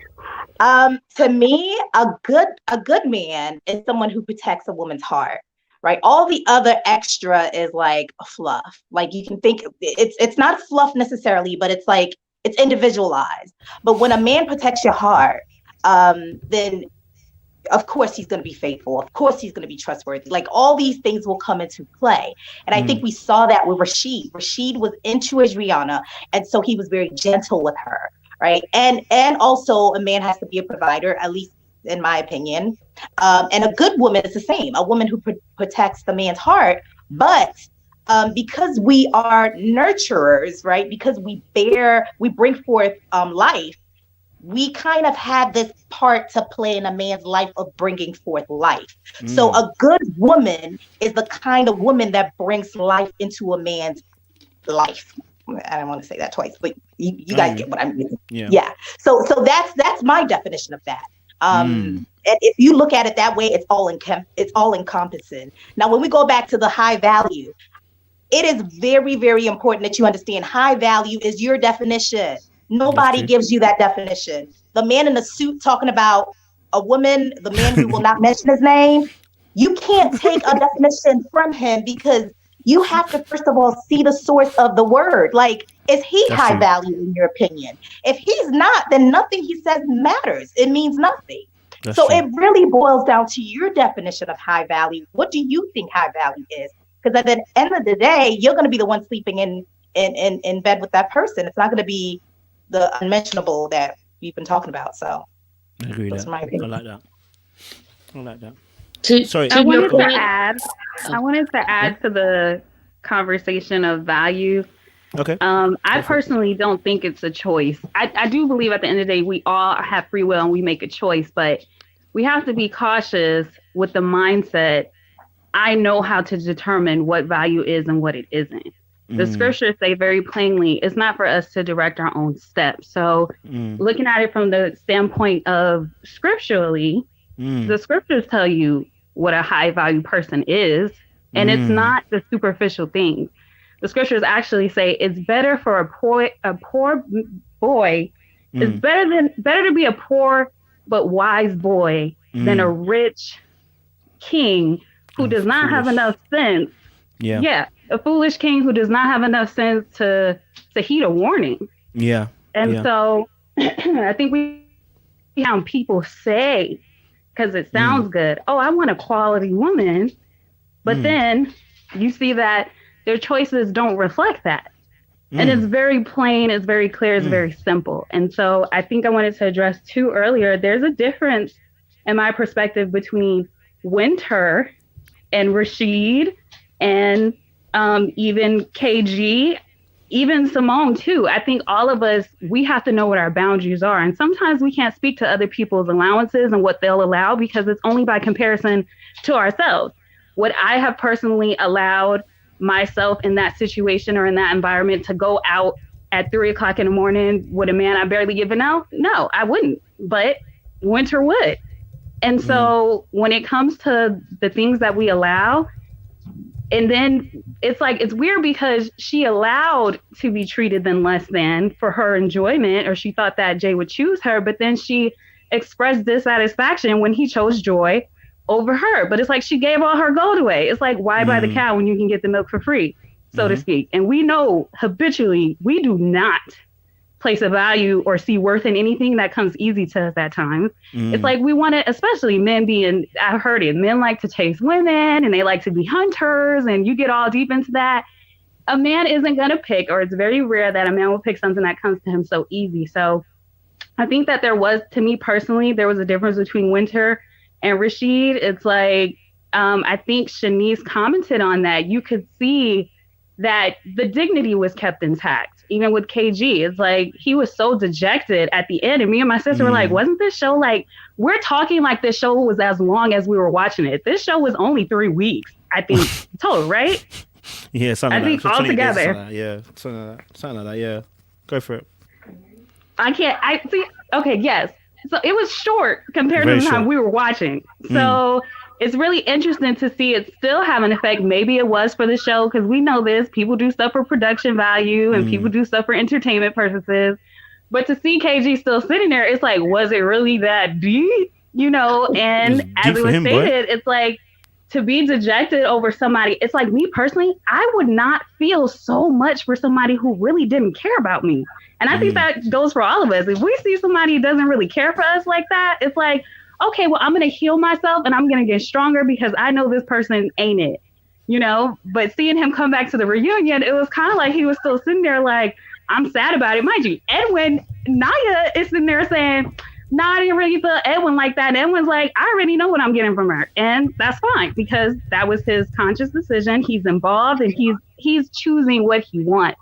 But, you know, to see KG still sitting there sad and stuff, it was like, and that's just to go to say on the punkish thing.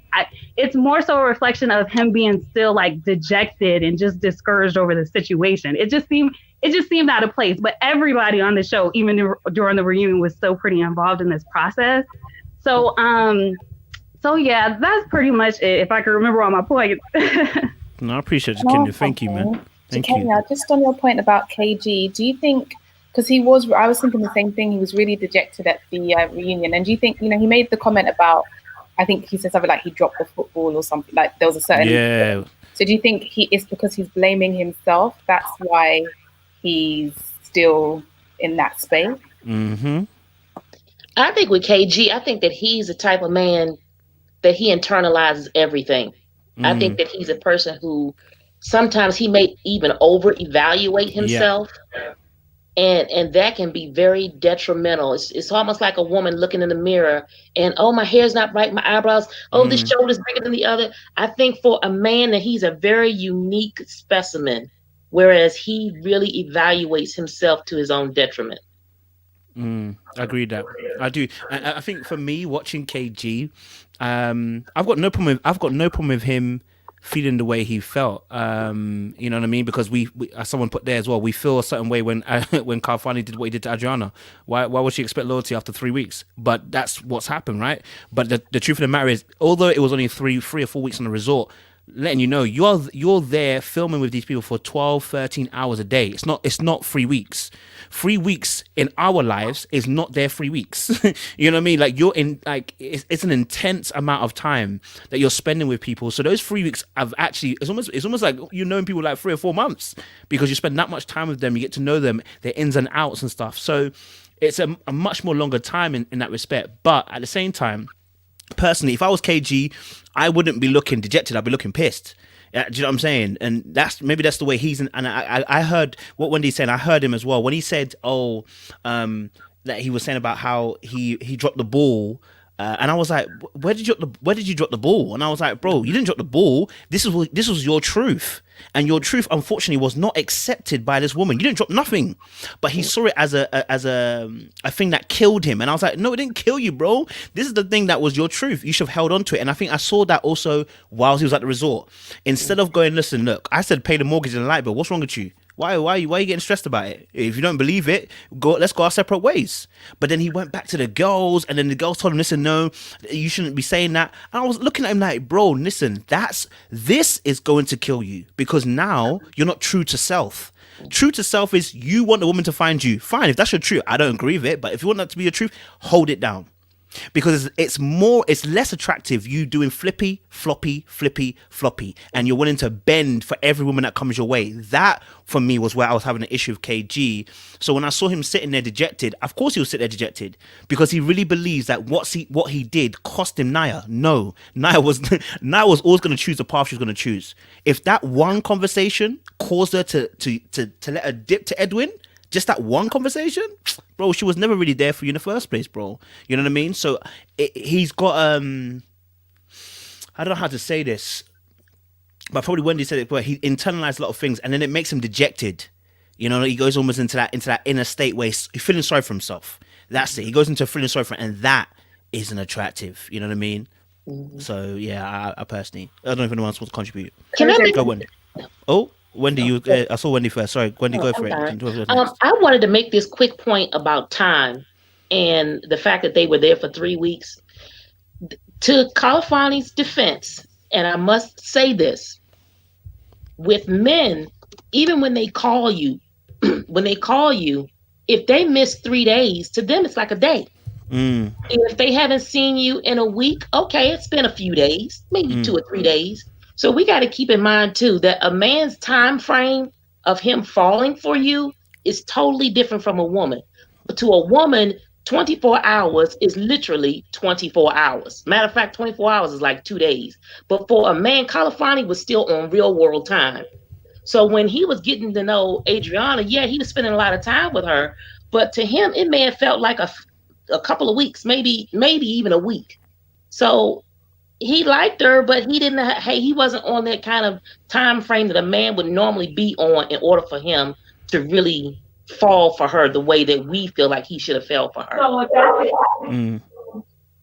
Who was going to speak? Sorry, who was going to speak before Wendy? Sorry, apologies. I don't know who was going to speak, but who's that? Because I want to quickly say something to Wendy. But what I've seen, though, Miss Wendy, is that I think when I see guys, when a guy likes a woman, we see, because a lot of guys always say they know when they see her. That's true. I feel like when he sees her, that it doesn't matter how much time it was, he's there, and that's it, and he's already got a plan in mind, and he's just checking the boxes. Is she this? Is she this? Oh, she's all these things. That's it. I want her. So I don't know if the 3 weeks or whether the time would have mattered if he really was checking for her like that in the beginning. If she struck him like the way the young lady he's with now struck him, I think one day would have been enough for him to say, "Yeah, she's the one." Yeah, you were going to say something. Was it you? Yeah. Yes, I was just going to say that point about KG. Was he feeling sorry for himself, or was he in a mode of reflection? Like, what's I mean, what how do you? No more. I mean, when I look at KG, I mean, there is reflection there, but the words "I dropped the ball" is what I used when I was 18, and I liked this girl. I really liked this girl. Yeah, I really, really liked her, and I don't know what I did. I can't remember. I think I didn't pick up her call or something like that, right? And then we didn't speak for like 4 weeks after this, right? It's one of my first girlfriends. And I thought to myself, oh, I've done something so wrong. I started beating myself up. Yeah, I was reflecting that, oh, I probably should have picked up the call. But, bruv, what could I, what, if that one call I missed makes you not want to speak to you for 4 weeks, it's not my issue, bro. That girl was not feeling you, bro. And you got to be okay with that. When you're not aware of that, you make it as if you've got so much agency in controlling what others do. No, when the girl's feeling you or when the guy's feeling you, little things like this are not distorting them from wanting you. And if it is, they're not for you. So when he started doing that whole, I dropped the ball, I knew already he started feeling sorry for himself, because that is not a comment you make when you're self-reflecting. Self-reflecting would have been, look, do you know what? I've reflected and I meant what I said. I meant the mortgage thing, because he meant it. I meant the mortgage thing. I meant you should also pay your light bill. And if you're not cool with that, I also understand that. That's my truth. Self-reflection should have brought him to a place. And then even at the end, he did the exact same thing. He said, I'm out here, waiting for a woman to find me. And it was like, no. At that point, you should have said, listen, and that's my truth. And there will be a woman that will like that. Get over it, right? And once he did that, I'm telling you now, look, as a male, I've seen women choose men. Listen, so long as he stays true to himself. It's the men that are doing pretentious stuff that women are like, what the heck? Why? You're showing me two things. Like, it's ugly. But if you're true to yourself, there is a woman out there for you. There's a woman that's coming to find you, that wants to pay bill half with you. There's a woman out there for him. But he decided to try and maneuver himself around Naya. That, for Naya, especially the way Naya is, unattractive. Immediately sent her to the hills. But she was always going to do that anyway. I think it must have also been difficult for him to see. I agree. Edwin and Naya together. But what I did notice is at the end, when he did say he was waiting, you know, he was kind of, I can't remember the exact phrase, but, you know, waiting to meet the lady or whatever. And then Naya corrected him. He did repeat himself. So I guess he was trying to reaffirm, I said what I said. Whereas before in the show, he did kind of do what he could do to kind of, you know, say the right thing. This time he kind of reaffirmed his point, whether or not, you know, they agreed with it. So yeah, it was a little bit weak though. He didn't affirm it. It was a bit weak. Yeah, it was weak. No, he didn't try. It was weak. Naya doesn't have any respect for him because she saw him flip flopping. So even when he deviated from what his mindset was on the finances, she still was like, "I'm not interested any longer in you." Period. It's not about him being able to change, which I thought that was interesting, because if you're in a healthy relationship, you're not going to do everything perfect. You're not going to see things eye to eye. But if you communicate well, then there's something called a compromise. You can adjust one another's thinking, and the relationship can work out for you, for the both of you, if your intention toward that person. That, in my perspective, should not have been enough. Especially, I said, wow, that's a plus that he then like put efforts in like readjusting. Now, whether he would have like came correct and actually did it, that's another story. But he said, in this moment, I'm really going to readjust because I like this person. That to me is a good sign. But that wasn't enough for Naya, because she lost respect for him. And then she also lost respect to him because he deviated from, like you said, he didn't keep his same energy. He didn't stand in his truth. And she could tell that she can control him. She would much rather have an Edwin where it's like, listen, I know you might be deficient in some areas. I still want you. You still want me. We know what we both getting into. But that's you know what? The type of woman that Naya is. But you know something? Have you noticed that Edwin and KG, they're kind of similar? They're very similar. I know, Coach, you feel it. Yeah. I think with Naya's personality, she's not a Denise, but because of the fact that she is so sharp, and because of the fact that she is brutal, not in a good way, because I don't believe in brutal honesty. Brutal is brutal. Yeah. But I think because she is so brutal and she is so jeering with her comments, men like that are attracted to women who are like that, because they find some sort of validation in somebody. If somebody like that tells me that I'm worthy, then I must be worthy. Simon Cowell effect. Mm-hmm. Yes, yes, she's a very powerful woman to a man like that. Edwin and KJ are very much similar empaths. They're very feeling men. And you notice that is who she draws herself to, because she knows that she can make that comment like she did at the end of the show when she said, "I'm still dating." If she was with a Jay, or even if she was with it a would go Connie, down differently. Wouldn't have went down like that. Yeah. It wouldn't have went down like that with Rashid. Jay would not be allowing this to happen. I don't think the men are attracted to her. I think she sniffs them. She smells blood. She smells weakness. She goes. Okay. That's just what she does. I made this comment last time that she's a man eater, and I stand by it. She is. She smells blood and she attacks because she knows. See, the thing about KG is that there's something about. I hope there's something about him that just seems unsure. He's really unsure about himself. There's something, he's very confident when it comes to his work, you can tell. And that confidence is what oozes out of him. But when it comes to his manhood, I think there's a lacking there when it comes to the confidence with his manhood. Because even in his commentary, he says, well, I've dated other women who wouldn't mind. Who cares who you dated who wouldn't mind? What do you want? What do you stand on? What do you stand for? Because that's what you want to bring to the table, not what the other women who are not even here anymore with you are telling you. So that's the reason why he went back to the women, because he wanted to get a consensus of what women think. Who cares? What is your truth? So I think he really needs to dedicate himself to finding his own truth. Because even to be very honest, when he said, I'm going to be here for a woman to find me, I didn't believe him.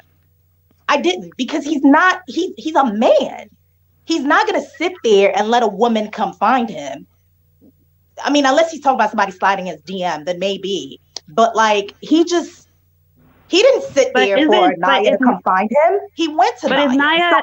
If Naya is a man eater, didn't she choose Edwin then and then focus her attention? Wasn't that same process that you were saying? Of course, because Edwin is the next meal. And Edwin is just ready. To her too.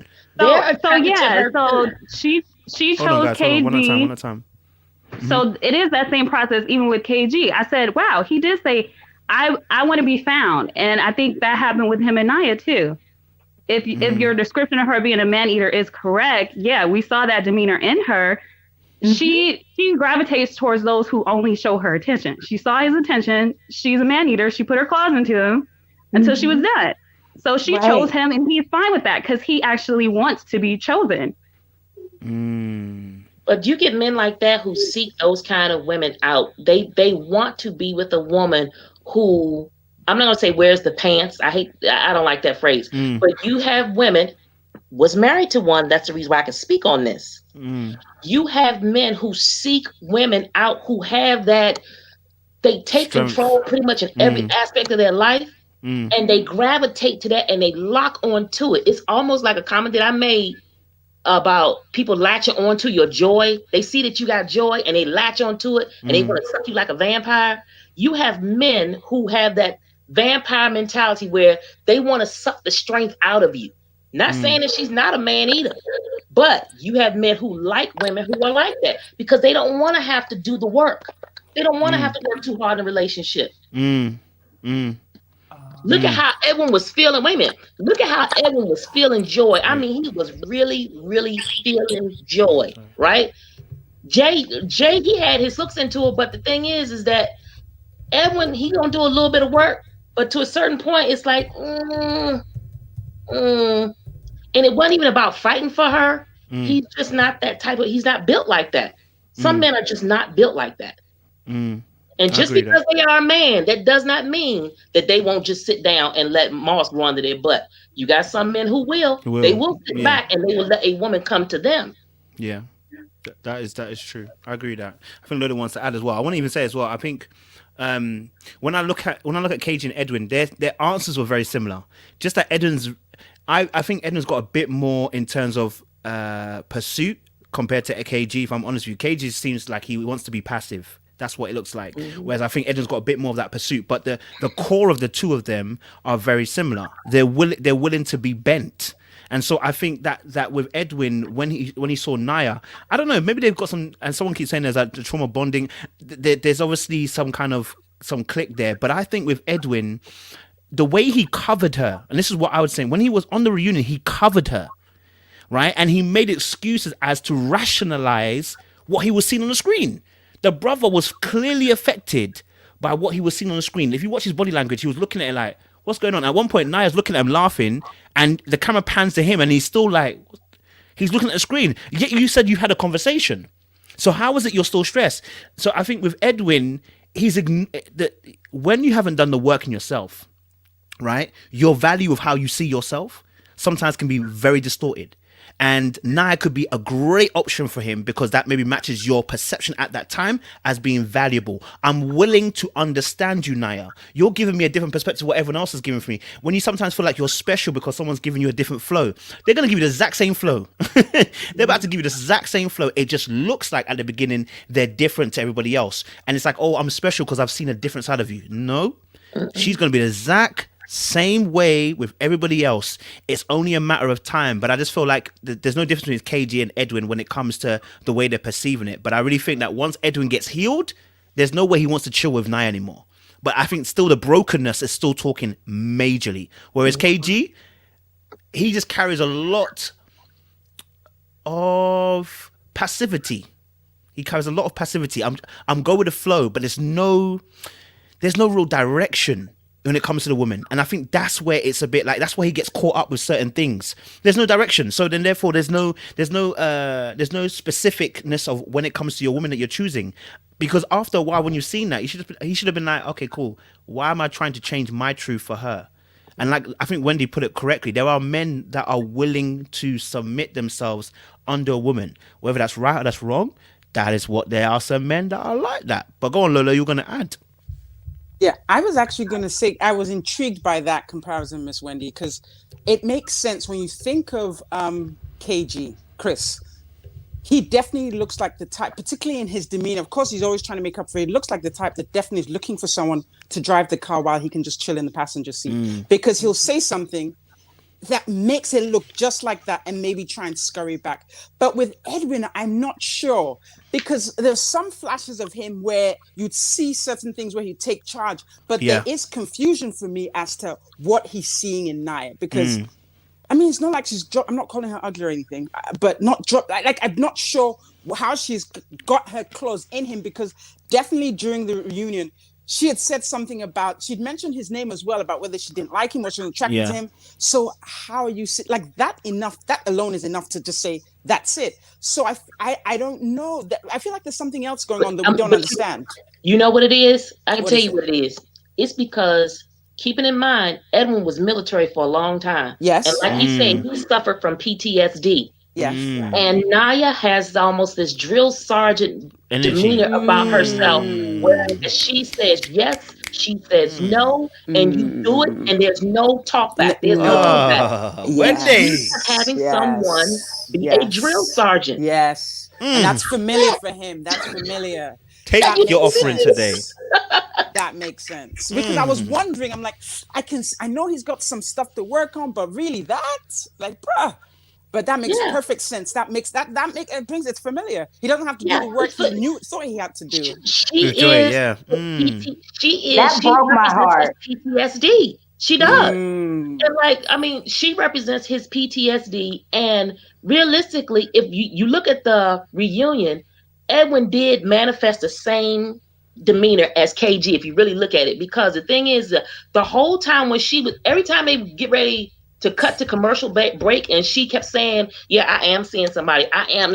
She almost like, and you talk about body language, she would turn her back against like this, like, you have no relevance to me. And this is the way it's going to be. But he was still up on her, like, coveting that information.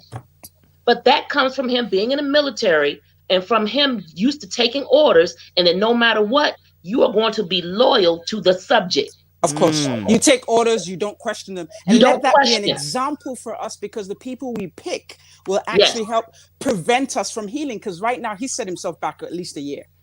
And Naya will drop him. Mark my words. When she's done. She's going to drop him before he drops her. Of course. When she's done. Ooh. When she's done. Ooh.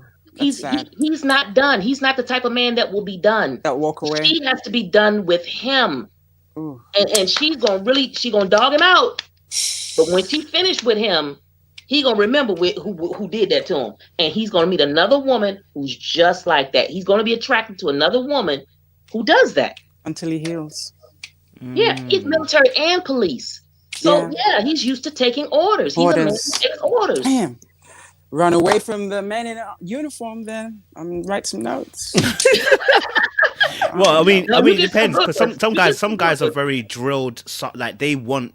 Like it depends. Maybe again, it depends on his mentality, because the army is built to try and to break men down. And to break you down. So there are some men that are broken down into leaders, and there's some men that are broken into absolute sheep. Do you understand? And it just depends on the mentality of how you went in and who you were. So I mean, there are some men, if they come out of the army, listen, they will never let that run. This will never run in their household. They run everything, but it's just because the way they are when it comes to that. So, Wendy just dropped that bomb. That broke my heart. Yeah. That really broke my heart, because when I was watching it, I was thinking Edwin peep game with Naya and was like, oh, okay, well, I'm trying to build financially, because I think that's what I heard him say. He's saying we're both trying to build. And so I saw it as like a friends with benefits kind of thing. Like, oh, I'm just chilling here just to try to build myself financially. That's kind of how I saw it. But that right there, what you said, Wendy, I'm crying on the inside, because Edwin's my boy. Like, I love Edwin. You can't. No, I think we all do, and I kind of feel bad for him. I'll keep my eye out and just make sure he's okay. I'll be watching from the sidelines.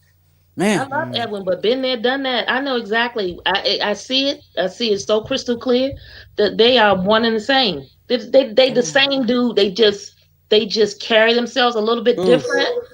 But not only do they wear their heart on their sleeve, one wants you to drive the car, and the other one just wants you to tell him the direction. Just tell me where to go, and I'll go wherever you tell me to go. So in that same case, how did Joy play a part in that, though? Because Joy has a different energy. It may also be that Edwin is a little broken from the Joy situation, even more broken than he was.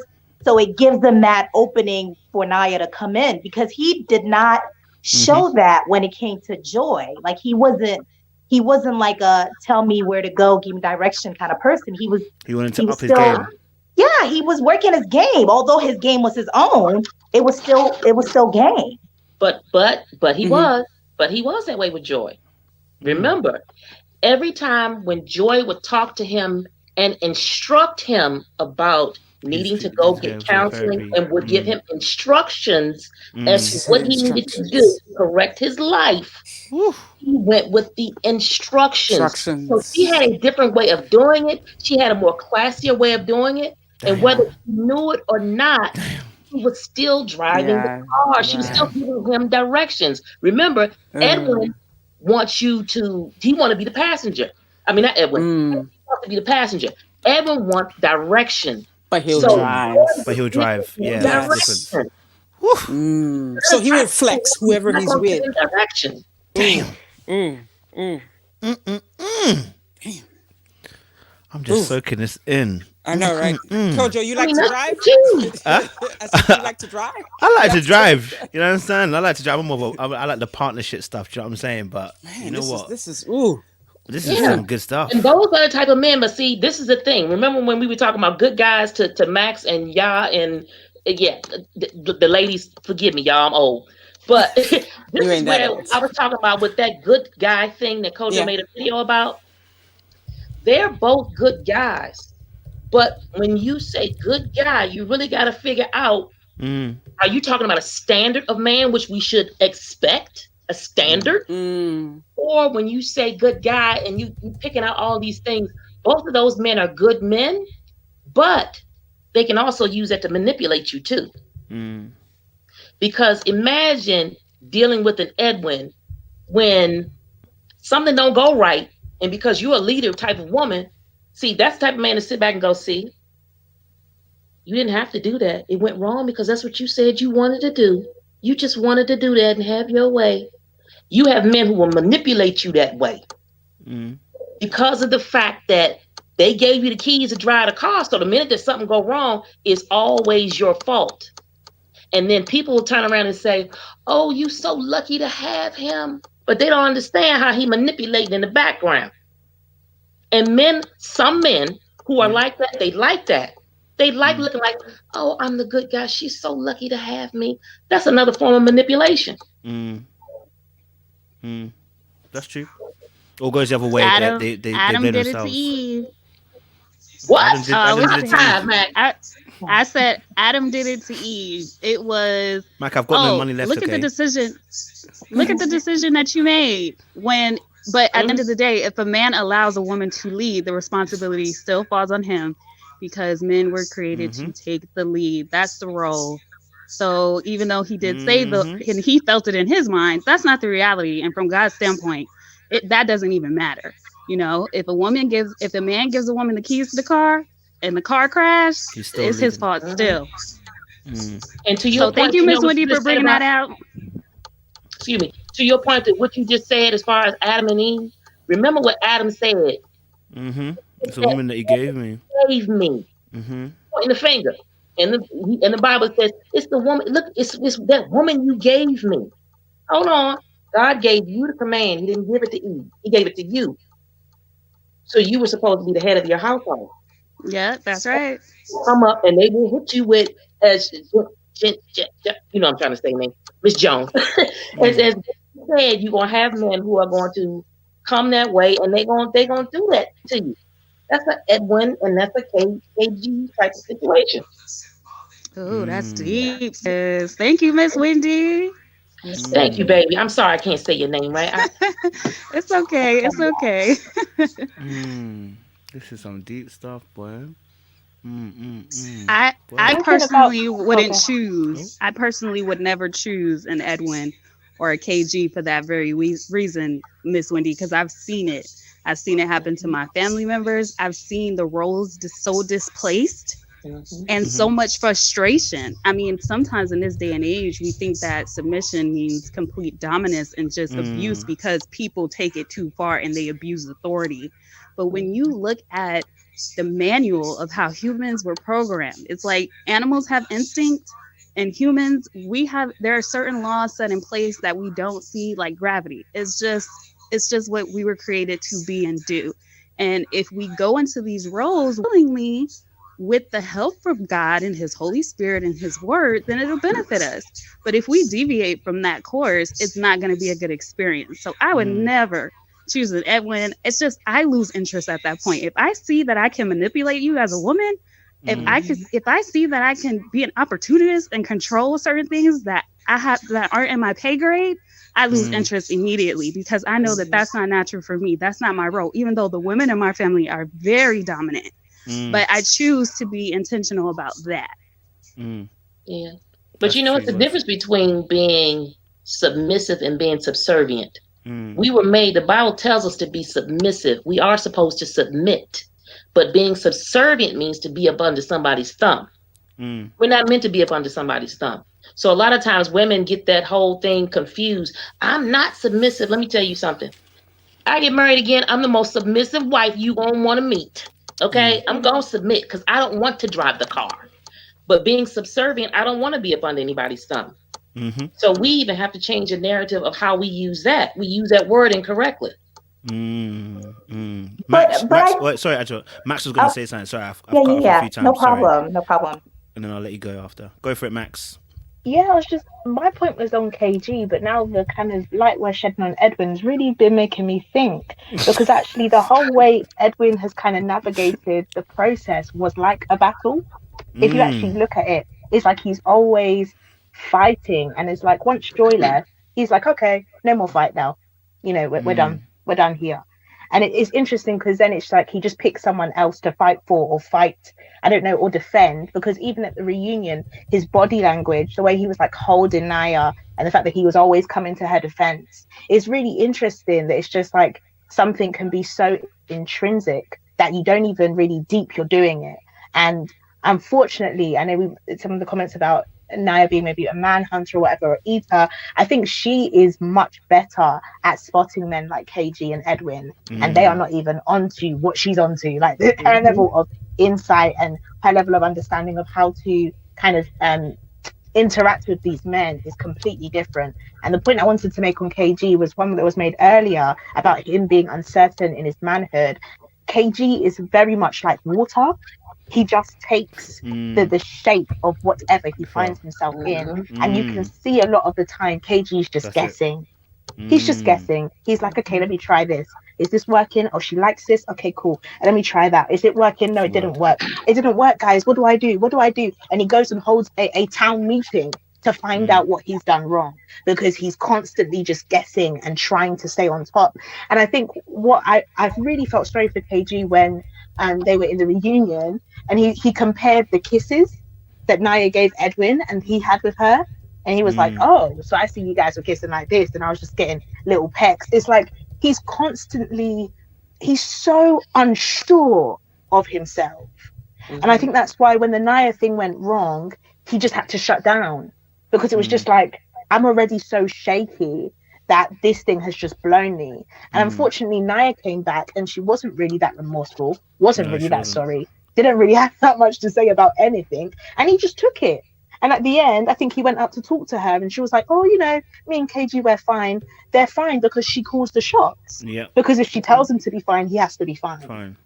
And I just think it's so sad because KG, and maybe that's why people kind of labeled him with the whole punk simp thing, because maybe that's what they were getting from him, this fact that he's just not solid.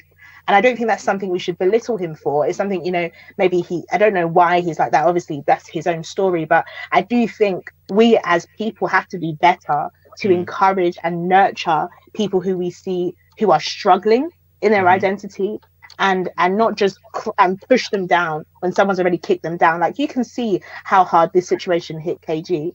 And to me, it was very sad that most people took the response of just saying, oh, he's weak, he's this and that. Like, I don't know, the whole KG thing is hard, but I would just say, yeah, it's the uncertainty in his manhood that really comes across. And I think Naya was able to see that very quickly.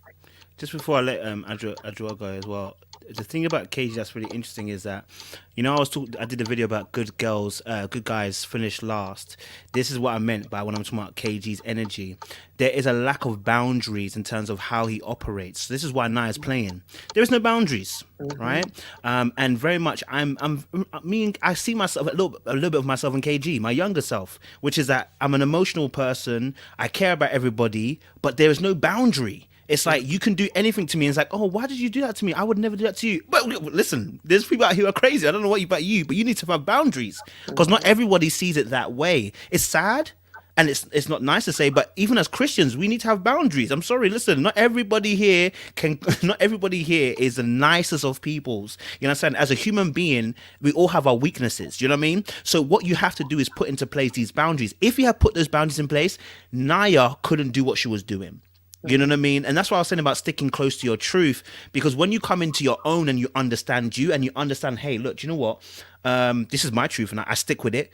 When people try to attack your truth, say, hey, this is my truth, stick to your lane, because this is what I operate in. He couldn't do that. And if you're, like Max was saying about the water, him fitting everything, that's what we're talking about. You cannot be that flexible that I can bend you all the way around and back again. Like, no man should be bent to that limit. And in fact, from what I've seen with women feel unsafe when a man can bend like that.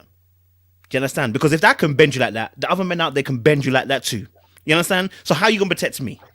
If I'm bending you, do you know what I mean? And whilst I totally understand, I've always said this, look, do you know what? Why should a woman even try to, take advantage of a soft man? But the truth of the matter is, as human beings, we try and test boundaries all the time.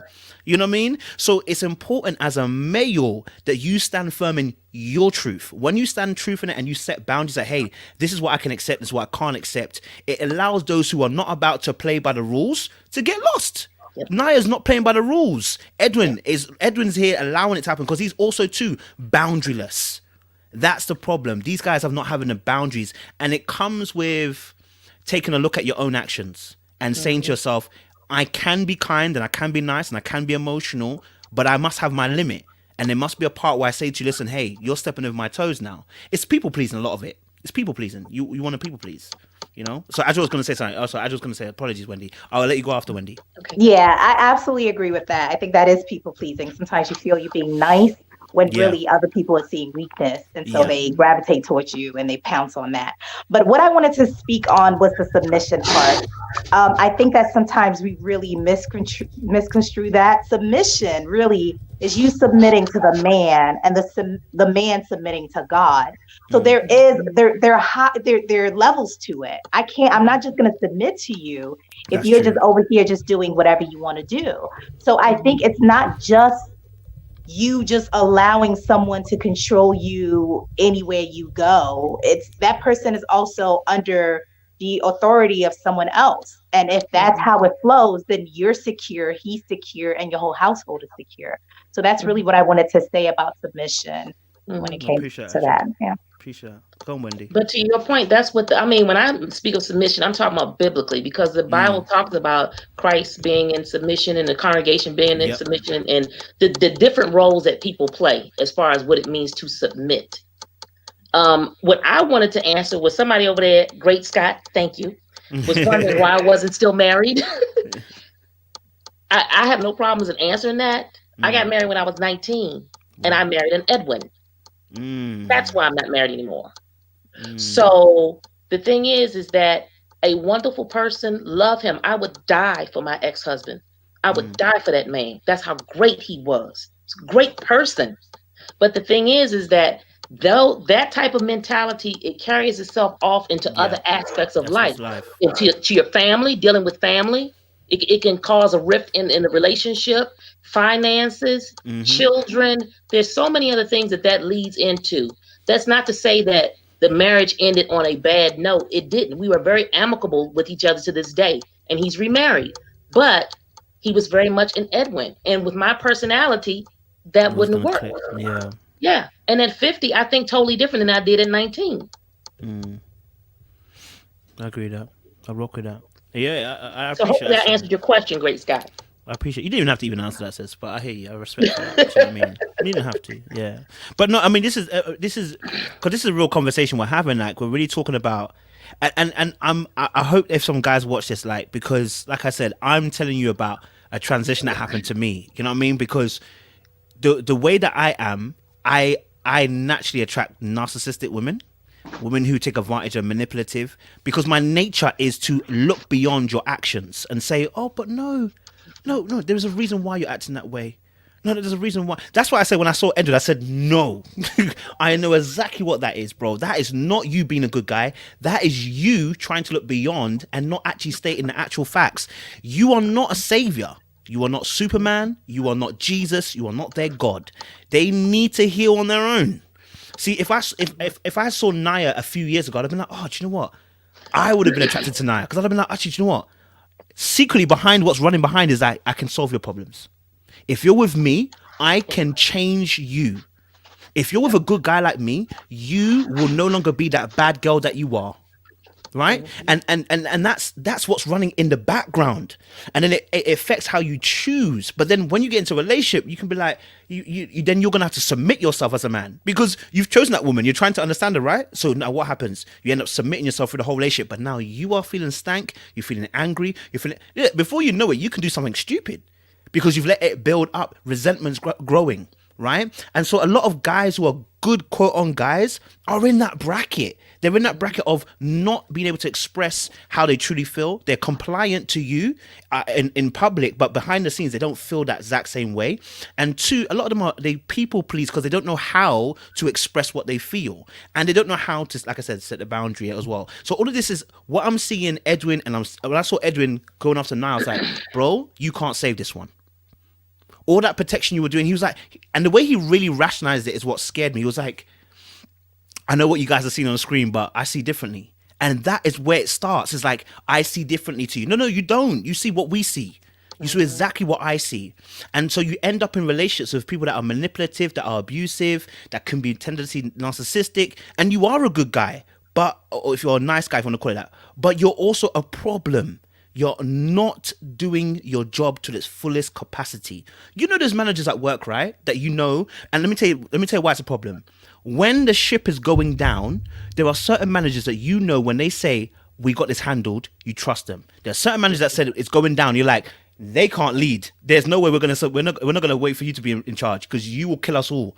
So there are men that when you deal with them, when things are going wrong, it's not the money that's talking, it's not the success that's talking, but they know how to handle and keep you safe.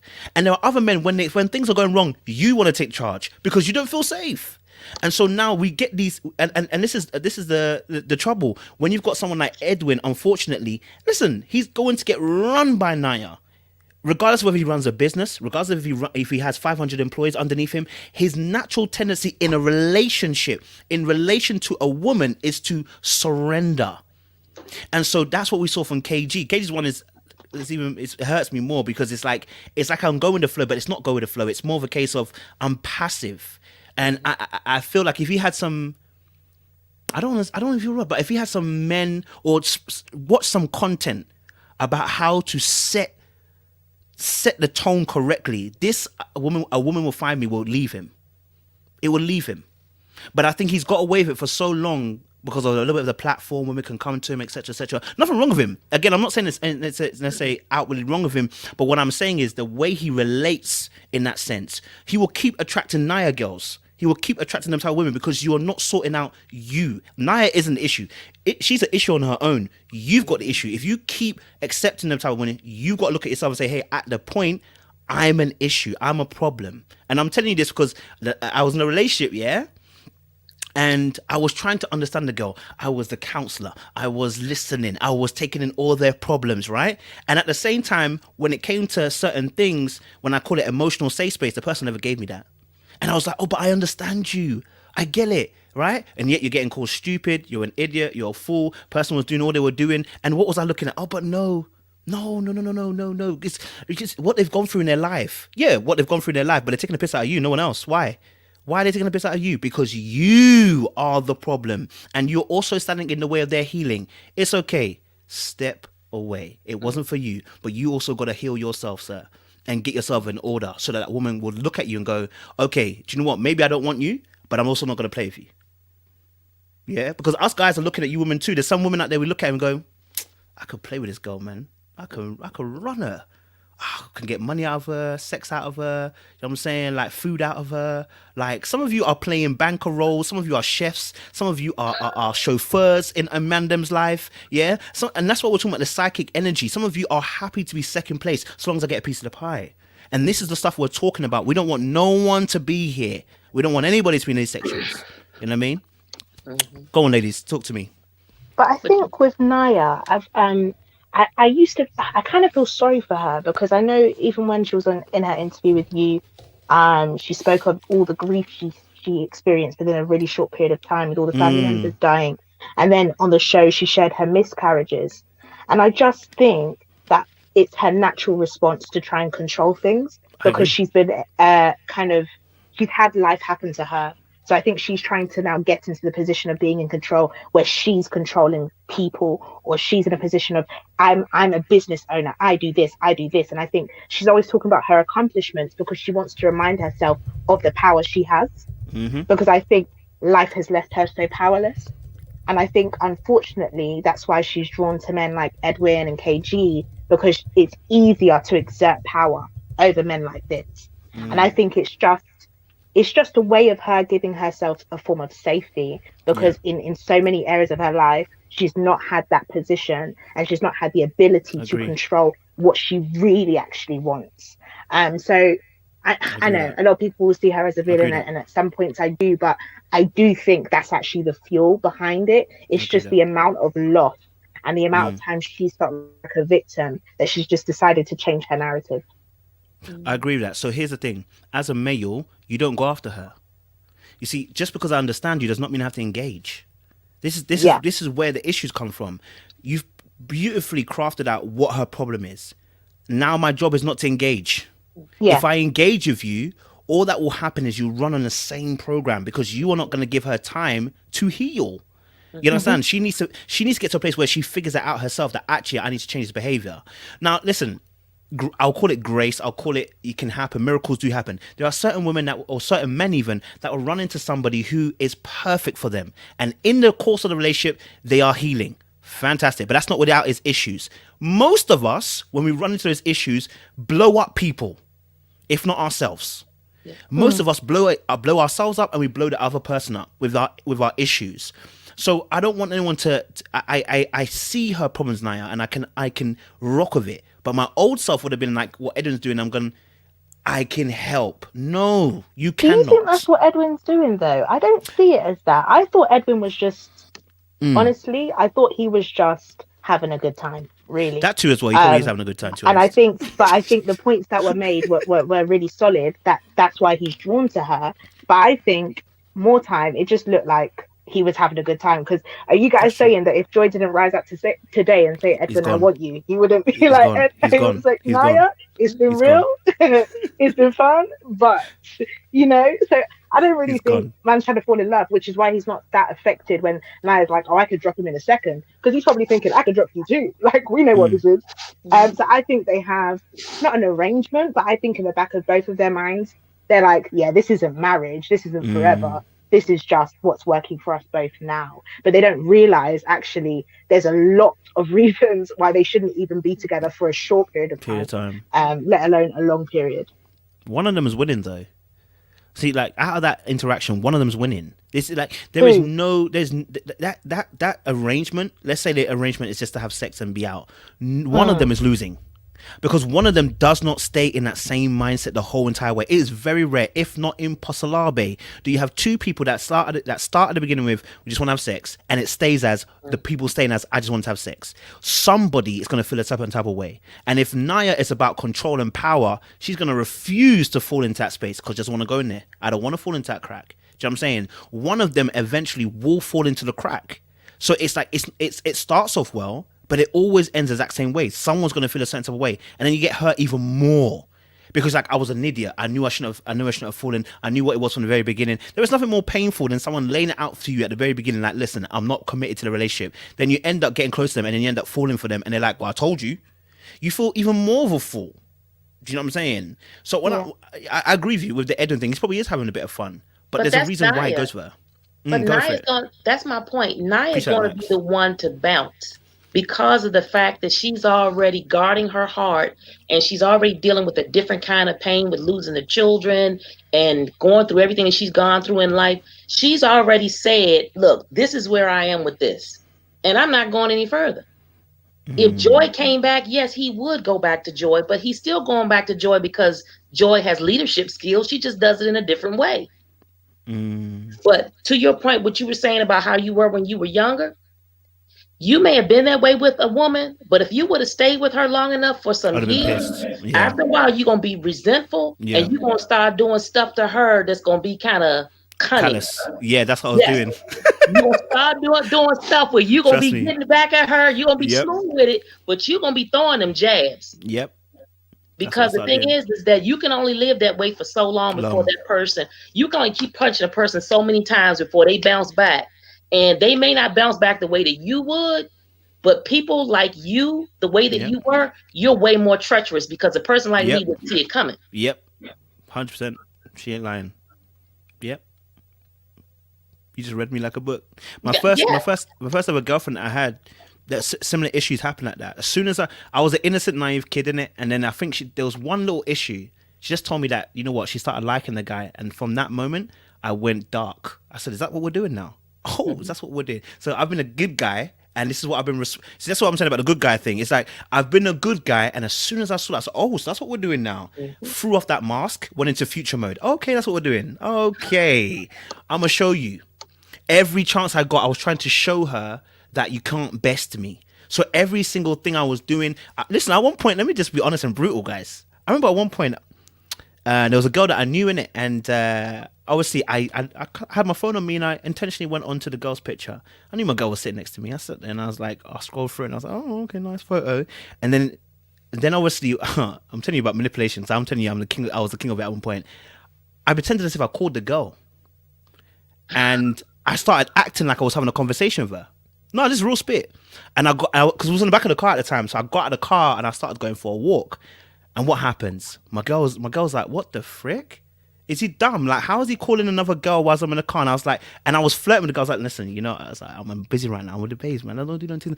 I was chatting absolute crud. There's nobody on the line, nothing. Why was I doing that? Simply, I wanted to make sure she knew. Don't you ever in your life think it's me. And that's what I'm saying to you. These good guys, really, most of them ain't the good guys. They think their goodness deserves that kind of behavior back to them. Go on, Wendy. But see, after a while, to your point, that's what happened to me. Oh, he showed me. And mind you, it took years. That's the reason why I say in situations like that, it may start off that way where he's a good guy. But once you've been in it for years, and when that person has finally had enough, and when they get back at you, trust me, it burns. It still burns. Here I am years and years later, totally different person, completely different person. But when I think back, oh, that joker got me good. He got me good. It wasn't with another woman, but in life, because of the fact that he learned me. He learned me. When he learned what made me tick, and because he was there to fix things when it came down to me, if a person knows how to fix you, they know how to break you. So when he learned the art of breaking me, he could break me in ways that I would never have imagined. He was, for the lack of a better word, he was my own personal karma. Even though I don't believe in karma, but the definition of it. He would have been my karma because he came back and he bit me in ways that I didn't think. If it was another woman, I could have dealt with that. But why you had to do me like that? The way he got me, I was like, why you had to do me like that? But it took years for him to get to that point. Took years for him to get to that point. And I wasn't a horrible person, but the thing was, he Edwin me. He put me in the position to Edwin me. So once he Edwin me, then okay, what you expect? So, Miss Wendy, I have a question. What do you? I hear this is really enlightening. How would you? Got me shaking. Yeah, I'm just like my mind is blown right now. So from that experience, if you could do it again, how would you do it differently? First and foremost, I wouldn't have gotten married that young.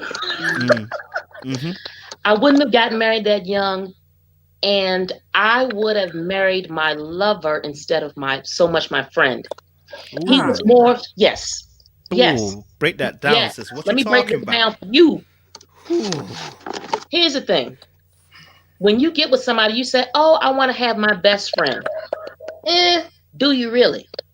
See, the thing is, once you get with somebody that you're in love with, if things start to go wrong, you can remember how things were when you were in love with them, and you want to fight to get back to that. But if you were a dude and he was just your friend, what do you have to fight for? What are you getting back to? You can stay friends. I can always be your friend. So here we are, T-minus years later, he's remarried. But in my mind, I'm down like 4 flat tires for him. Because that's always going to be my dog. But see, if he was my lover, if I was in love like that, we wouldn't be divorced. I got the divorce. He didn't. You understand what I'm saying? So it's good to be friends with your mate. Don't get me wrong. But you have to have a level of being in love with that person, because if you don't have it, when things start to go wrong, and they will, when they start to go wrong, what do you have to work back towards? You want to get that old thing back. But if you never had the old thing, then the new thing ain't worth it. Okay. So that's what I would have done. You want to know, Lola? That's what I would have done differently. I wish he would have allowed me time to fall in love. He didn't allow me. He loved me enough for both of us. This is it. Say it again, Wendy. But Miss Wendy, this is about you then, right? Because this is not about him. Because if we talk about he Edwined you, and that my first question was, what does that mean? He Edwined you? Like, I don't even understand what that means. Let me tell you. Because the good guy in him, without putting him out there, because mind you, I'm dancing around certain issues. I know this what she's saying. The good guy in him got with me for the things that I could offer in every way. Because Miss Wendy is a go-getter. I don't sit, baby. I make things happen. He latched on to that spirit of me. Do you get what I'm saying? He latched on to that. So instead of bringing whatever element there was in him, he didn't allow me to do that. He didn't allow himself to bring himself to me. He came in and he rescued, he filled in every hole that it looked like I was missing. but he didn't allow me to do the same thing for him. So in Mm. essence, you didn't allow me to fall in love with you, good, bad, and indifferent. What you did was you came and you filled me up. But when you were filling me up, you were emptying yourself. You can't empty yourself at somebody else's expense. See, if he would have allowed, if he would have allowed it to be an equal exchange, Yeah. let me tell you something. I would have the most beautiful marriage ever because he's a wonderful human being. The whole problem was he was too busy trying to manipulate his way to fit whatever he thought that I needed. So even though he's a good person, that's still manipulation. Manipulation is manipulation is manipulation. He will admit to it to this day. If you talk to him, he would say the same exact thing. He did manipulate his way to fit what I needed so he can get what he needed. Isn't that So can I KG challenge though, you a little not bit? Edwin? Oh, sorry. What was that? No, sorry. I was just saying, isn't that KG, not Edwin? You know what? Edwin and KG, when I say that they're alike, I mean that they both have a need to have a woman to take charge. KG is different, but Edwin, in the same token, he's not the take charge type of dude. He wants a leader because he's accustomed to being led.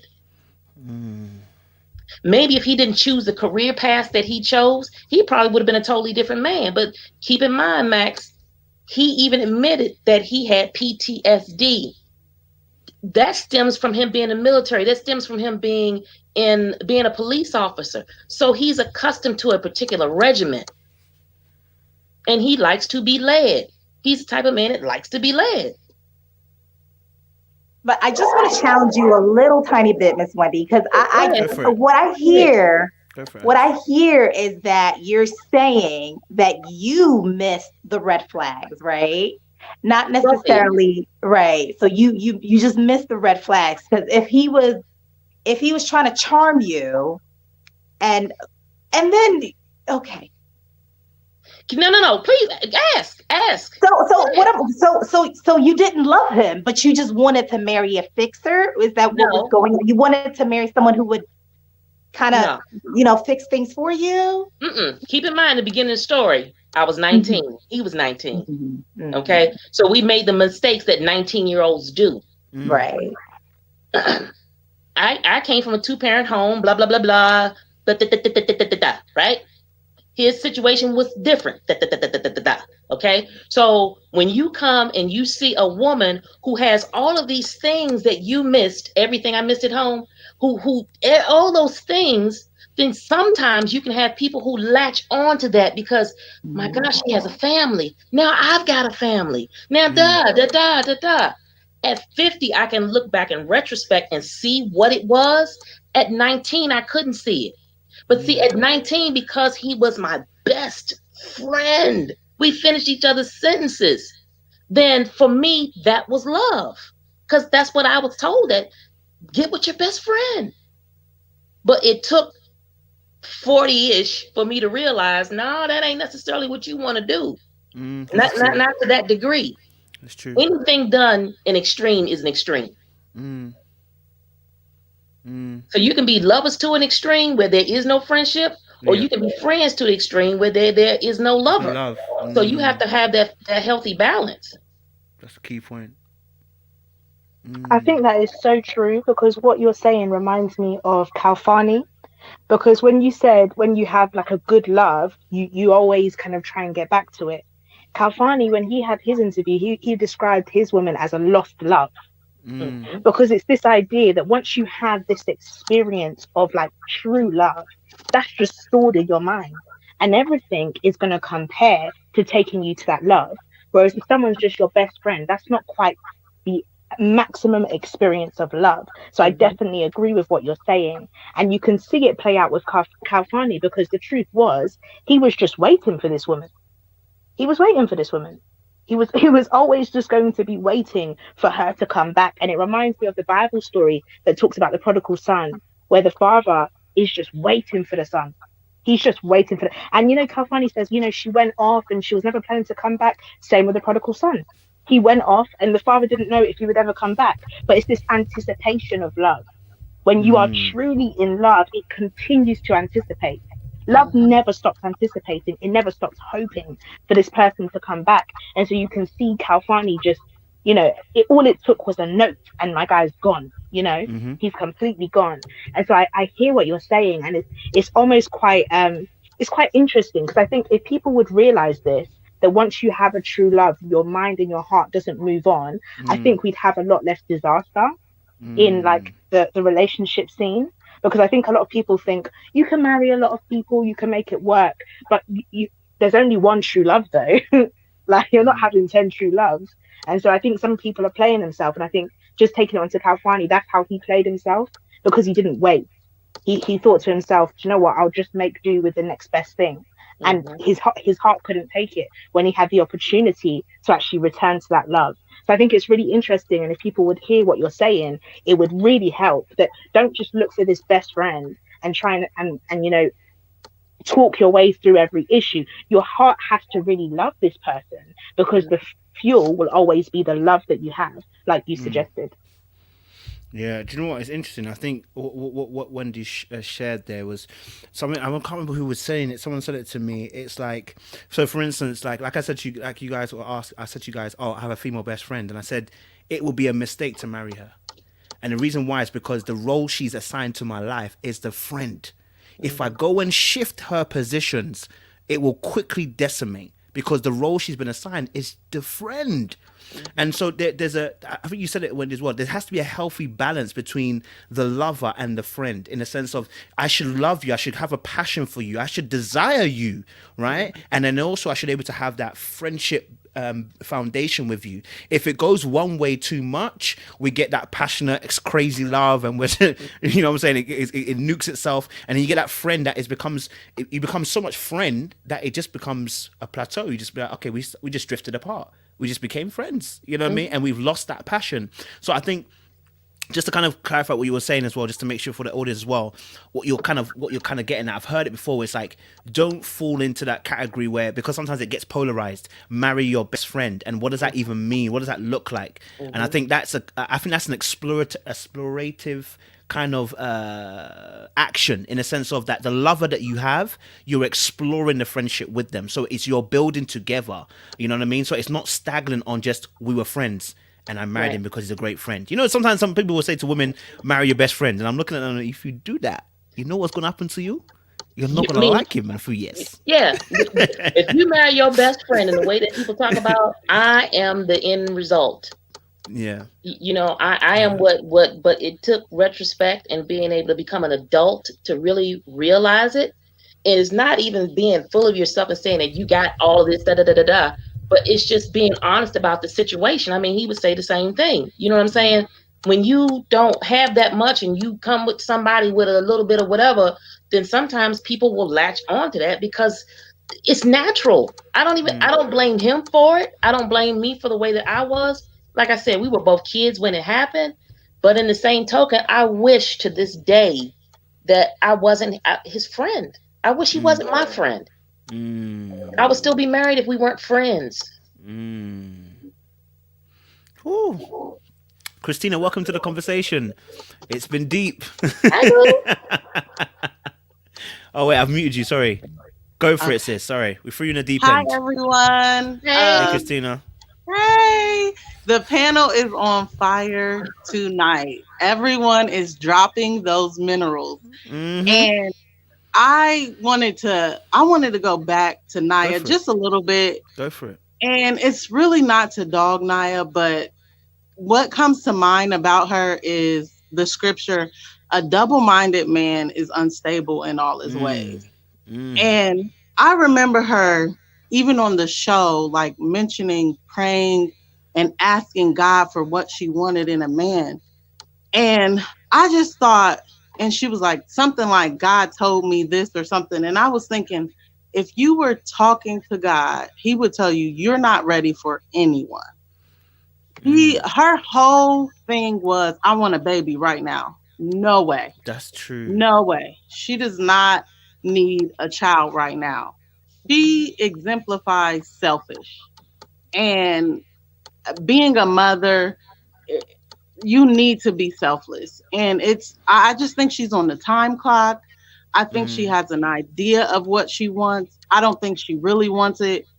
And like I said, she was saying that she was praying, but then she was talking about her one night stands. And I'm not saying that we all don't, we all haven't done things, but it's like a lot of people want a virtue signal, but then their lifestyle just doesn't add up. And it's like I said, we all have sinned. I'm not judging her, but what I'm saying is, if you want to put out this holy praying woman, and then in the next line, you're sitting next to two men disrespecting them, saying, I'll date him and I'll date him. And I remember her interview saying, well, yeah, I don't care. I don't care about kissing because I'll sleep with somebody. It's like, oh, okay. So we praying or what? So. I hear that. Real spit. That's true. That's true as well. There is a virtual signal as well. I hear that. Who wants to add? Sorry. Anybody want to add? Mm-hmm. Lola, you're looking at me. Girl, you better open that mic. I just want to say, it's interesting, that I've heard and I've learned the opposite of what you said. But what I realize is that it is, because you always hear everyone say, marry your friend, yeah, blah, blah, blah, blah, blah. But the way you broke it down, and I have been through a marriage, and that was almost kind of what I was thinking too. And here we are on the other side. Clearly, that didn't work. So it's like you reiterating that point is like, I'm just kind of, my mind is just kind of spinning around. But I guess I was meant to be on this conversation tonight to hear this as a confirmation that, you know what? Because sometimes we make the same mistakes over and over again, and sometimes it just gets louder. First of all, it's like a little tap, and then it was, and then a third, and then you hit the floor, and it's just like, okay, this is really loud now. That's not that you shouldn't be friends, but that shouldn't be in the front. Like you said, rightfully said, there should be the other part, the bigger part, because when you, almost like what Adriana was saying before when she said the reason why she didn't really want to be with Rashid was that, at the, I guess, blunt point, she just wasn't that attracted to him, is from what I understand. And I think that's, as females, we understand that marriage is difficult. And so we think that we get all these things in line, it will make that marriage easy. And so we think, if he's a good guy, if he's your friend, then that will make it a lot easier to work through. But hearing this, it makes me think differently. Because I still thought that, maybe I thought what went wrong was probably something else. But now it's just like, maybe the main thing I thought it should be is what it wasn't. Yeah. Usually it's always it's not what you think that it is. And it's just like with a job. You can get a job, but when you're doing your passion, that's something totally different. You know what I'm saying? Right here, you do your passion for free, right? No. Right, Coach? You're gonna do your passion. Well, you're gonna do it for money, but I'm saying, I would. Nothing can keep you away from something that was meant for you to do. I promise right? You're telling the truth. So when you're in a relationship, if you are just in it and it's just a good friendship and we get along well, that's what a lot of our grandparents and great grandparents did. That's the friendship. That's just going to a job. But when you in love with that person, it's almost, when it's a good thing, there's no limit to what you would do for that person. Not in a bad way, but what I'm saying is there's no limit to how the two of you are going to fight to get things back to the way that it should be. Absolutely. And you know what? It's interesting because since I started doing the YouTube full time, listen, I have little or no sleep most days now, but I literally get up and I love what I do. That is what gives me the drive and the energy. And that's what keeps me going. And obviously I've worked 9 to 5 as well, right? I've had 10 hours sleep and I get up and I'm absolutely slumped thinking about how I'm going to go into work and do the exact same thing for the next 5 days. You feel fear on Sunday evening. When you're going to rest your head, you're feeling fear that Monday is coming and you're going to do this all again. And you're wondering to yourself, how would I survive from Monday to Friday? You don't even know how you got to Friday. You're just happy you got to Friday. Yeah. Right? And then Saturday comes and it's like you can relax a little bit, but Sunday comes, it's fear all over again. Right? And so it's because I don't love what I was doing. I didn't love what I was doing. I was just having to do it because I had to make money. But when I'm doing this and I'm having conversations with people here, listen, I can talk for the next 24 hours. And I'll find a way. I'm not saying we should do that, guys, okay? We're not telling you that. But I could do that for the next 24 hours and feel no way. right? I could do this for hours and not eat because this is what I love doing. I love having these conversations, speaking to people. It's literally my food. So like you're saying, it sustains the relationship. And I think one thing that we're really pointing out, which is really important, is that we don't need to be entering relationships trying to fix people, especially a marriage. Yep. Because once and I think this is what we were talking about in the recent video I did about good girls finish last. I said, if you build a man, you are going to be killed by that same man. Because once he gets to the point where he's been built, he suddenly realizes he's outgrown you. He's outgrown you. He's outgrown the creator. And so now what does he do? He gets rid of you. How many times do you see it? A man that you've built and you've put all your energy and your eggs into his basket. You've supported him when he was low. You've worked 4 jobs so that he can go to college. And now he's got his big ass business. What does he do? He looks at you and goes, I've leveled up. Go, you ain't it. It's the Frankenstein syndrome. This is it. It's the Frankenstein syndrome. When you are building a man or a woman, keep in mind you are building a monster. You don't build, you are supposed to support. She's reading. You don't build anybody. Yeah, you don't build, you support somebody. They support you, you support them. But I mean, even with women, we'll start off with something little. I really don't like how he dressed. Let me kind of like change it a little bit. When you find yourself starting to do that, when you first come into a relationship and you are building a bear. You are starting off building a bear. You let that Bama walk around the way he walking around, as long as he need to walk around like that until you get to where you all need to be. But when you start off playing wife, why be wife? Don't start off being wifey. I think also what we don't speak about is how much we try to manufacture love. So many of us try to step into a creative position and forget, hold on, there's actually a whole creator. This isn't me. And so like when the Bible says God is love, and like the idea of us receiving love, I think a lot of what's happening in the dating process is people are trying to manufacture love. So they tell you, marry your best friend, date for this amount of time, you need to do this, you need to do that. And what's happening is, that phrase, God funds his own ideas. The problem is, it's your idea, you're funding it. There's no but provision. You don't have enough resources, you don't have enough wisdom, you don't have enough ability, you don't have the skill set, and everything is falling apart. And so you thought if you married in your tribe, it would work. You thought if you married this kind of person with this kind of skill set and this kind of background, it would work. And none of these things are working because you are manufacturing it. And I think it's really exhausting because after you put in all that work, it still breaks down.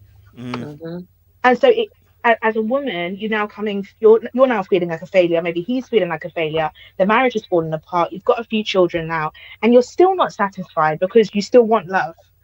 But I think the problem is we want love, but we don't want faith. How is it going to work?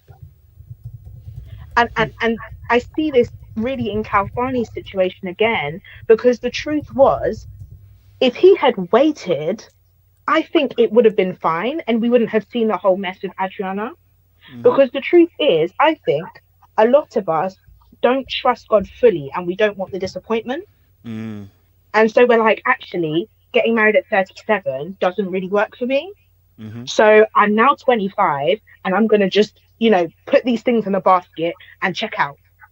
And God's like, well, you can do that, but you're going to be hungry in a week. That's not really going to work out. And I think if we would then step back and come into full submission, I think our lives would look different, especially our love would look different, because then we would step out of the manufacturing and we would step into the receiving.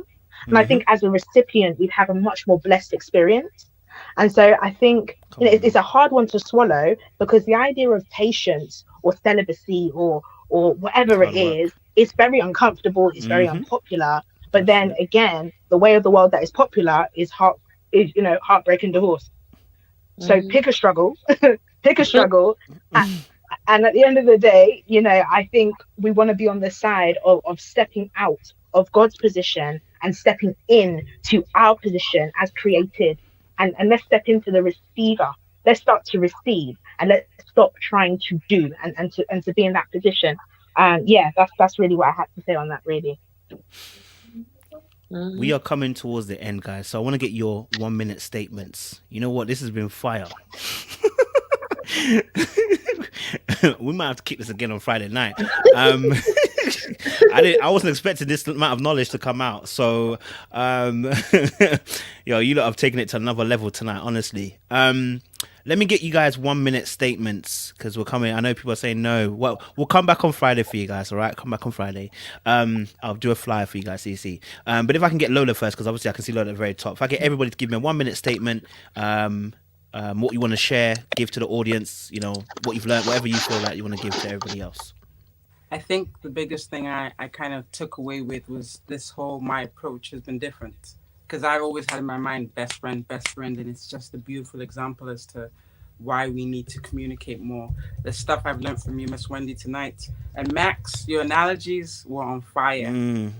Edwin was, back a couple of weeks ago, I was, checking out Edwin, telling he had the seasons for life. And then I saw him with Nia, I was like, clearly I must have been confused. So I think that kind of lends into the point where you need to know someone before you kind of make certain decisions. You need to give them time to show you who they are.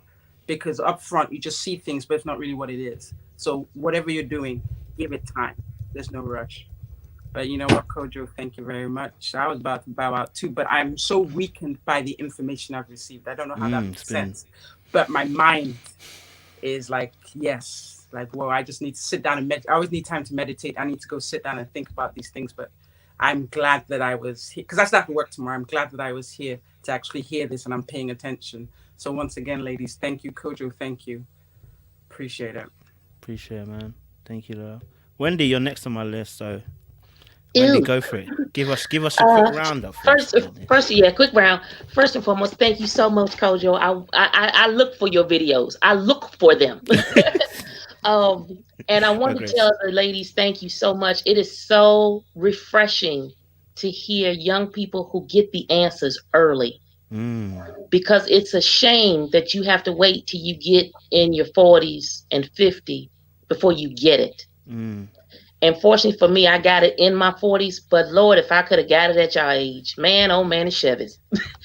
But I really do appreciate that. And I do say to you, just like a career, do what you're passionate about. Be passionate about the person that you love, and you make sure that they are passionate about you. Sit back and wait. And that is the problem that most people have in their youth, that even I had. I didn't wait to see the relationship manifest itself. Sometimes you be so into it and you're so a part of it, you don't take time to stand back and look at it. Look at your role and be honest with yourself as to the things that you are doing wrong. Because guaranteed, you're doing something wrong. It's not always the other person.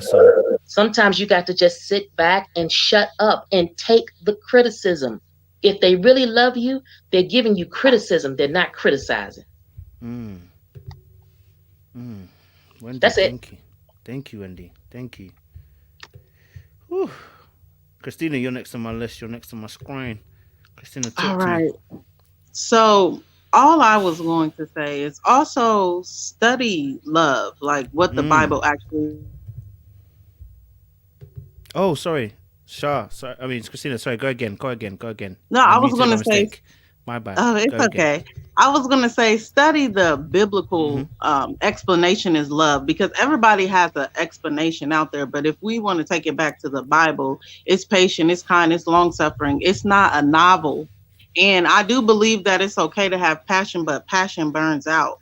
I think that real love is a choice. It's not this feeling. It's a daily choice. I've been married 7 years, and it's a daily choice that I love him because I went in front of God and I said, this is the one. He said, I am the one. And then we brought kids into this world. And I just think that you have to have the same focus. It's not always, for me, it's not always passion. It's not, sometimes it is, sometimes it isn't, but we have a common goal under Christ. And I think that when you go into something, you want to make sure you get someone with a common goal. You have realistic idea of what marriage is, because it's not Disney. And most of the time it's not Notebook. I'm just saying. That's all. Freestyle Christina, yeah, I hear that. It's not notebook, it's not that. Mackety Mac, Miggity Mac. Oh, sorry. Yeah. Go for it. I would say stop trying to compensate. Okay.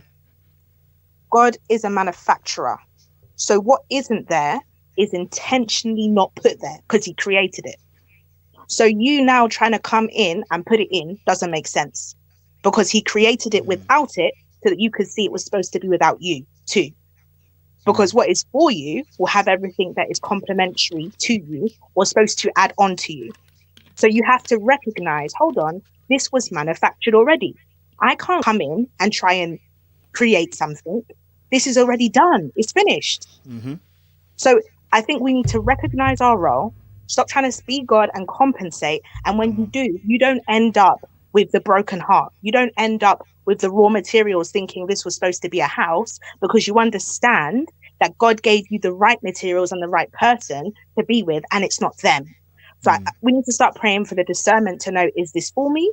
Is this a friendship? Is this a marriage? Is this a business partner? And stop trying to compensate and make a business partner into a husband. Hey. It's not him. So yeah, that's what I would say. My God. Some people have business partners as partners, and they're really meant to be business partners. Oh my God. God, Adjue. Okay, so number one thing I want to say is there is no right equation. There's no right way to go about it. You could, the same way Christina said, you can find a lover and you can burn out, and you can find a best friend and it could work. Like, there is no right equation.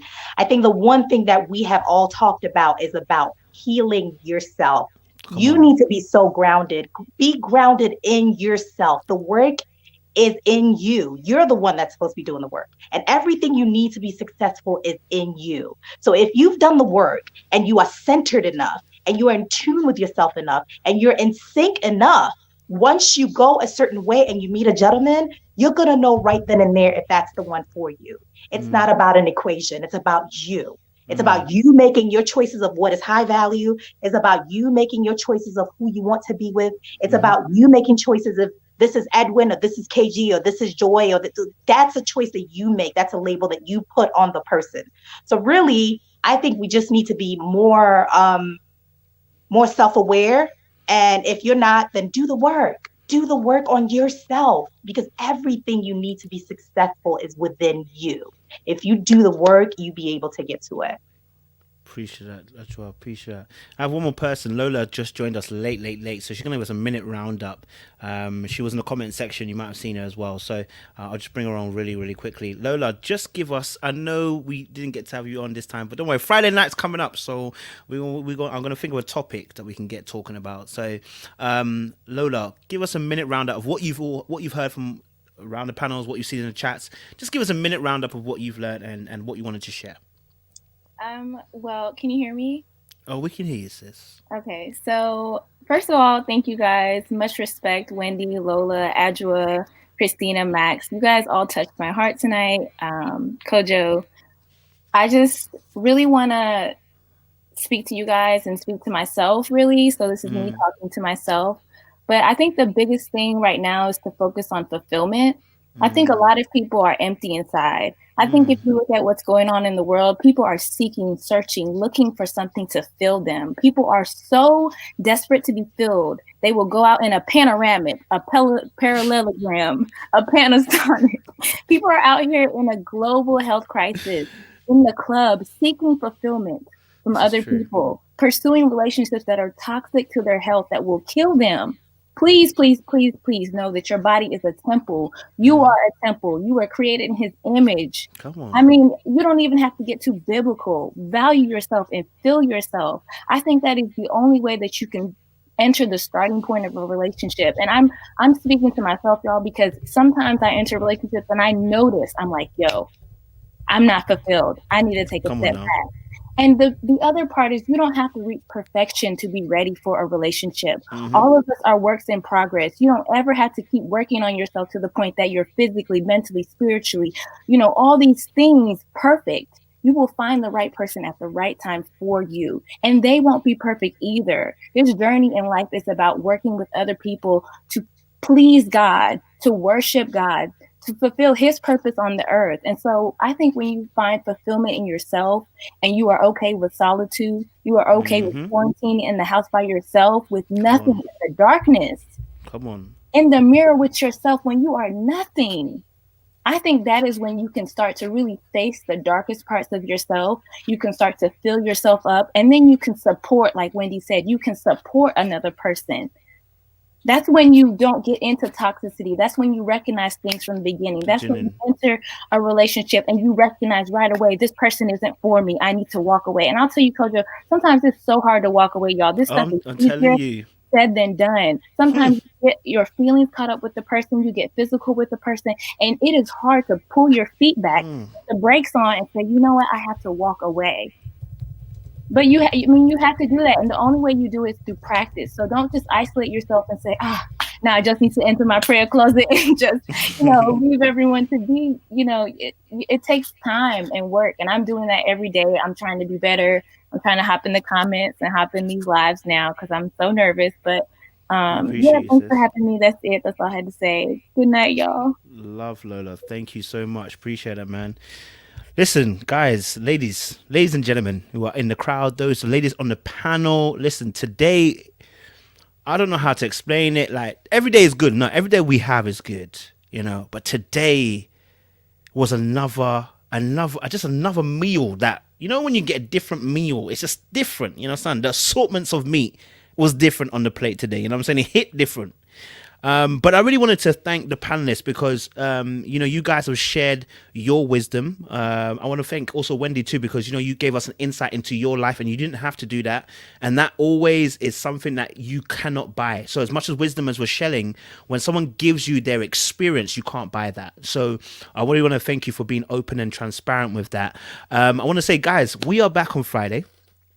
And since Lola started speaking, the topic came to me. Okay, the topic came to me. I'm going to just put the topic as, why can't you walk away?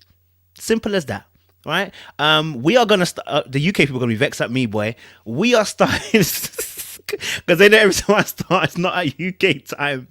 Unfortunately, the UK people, I'm so sorry. We're going to start late, innit? It's going to be like, I think we start at 12. Should I do 11? 12? Do 12. 12 is a consistent time that I normally go on live.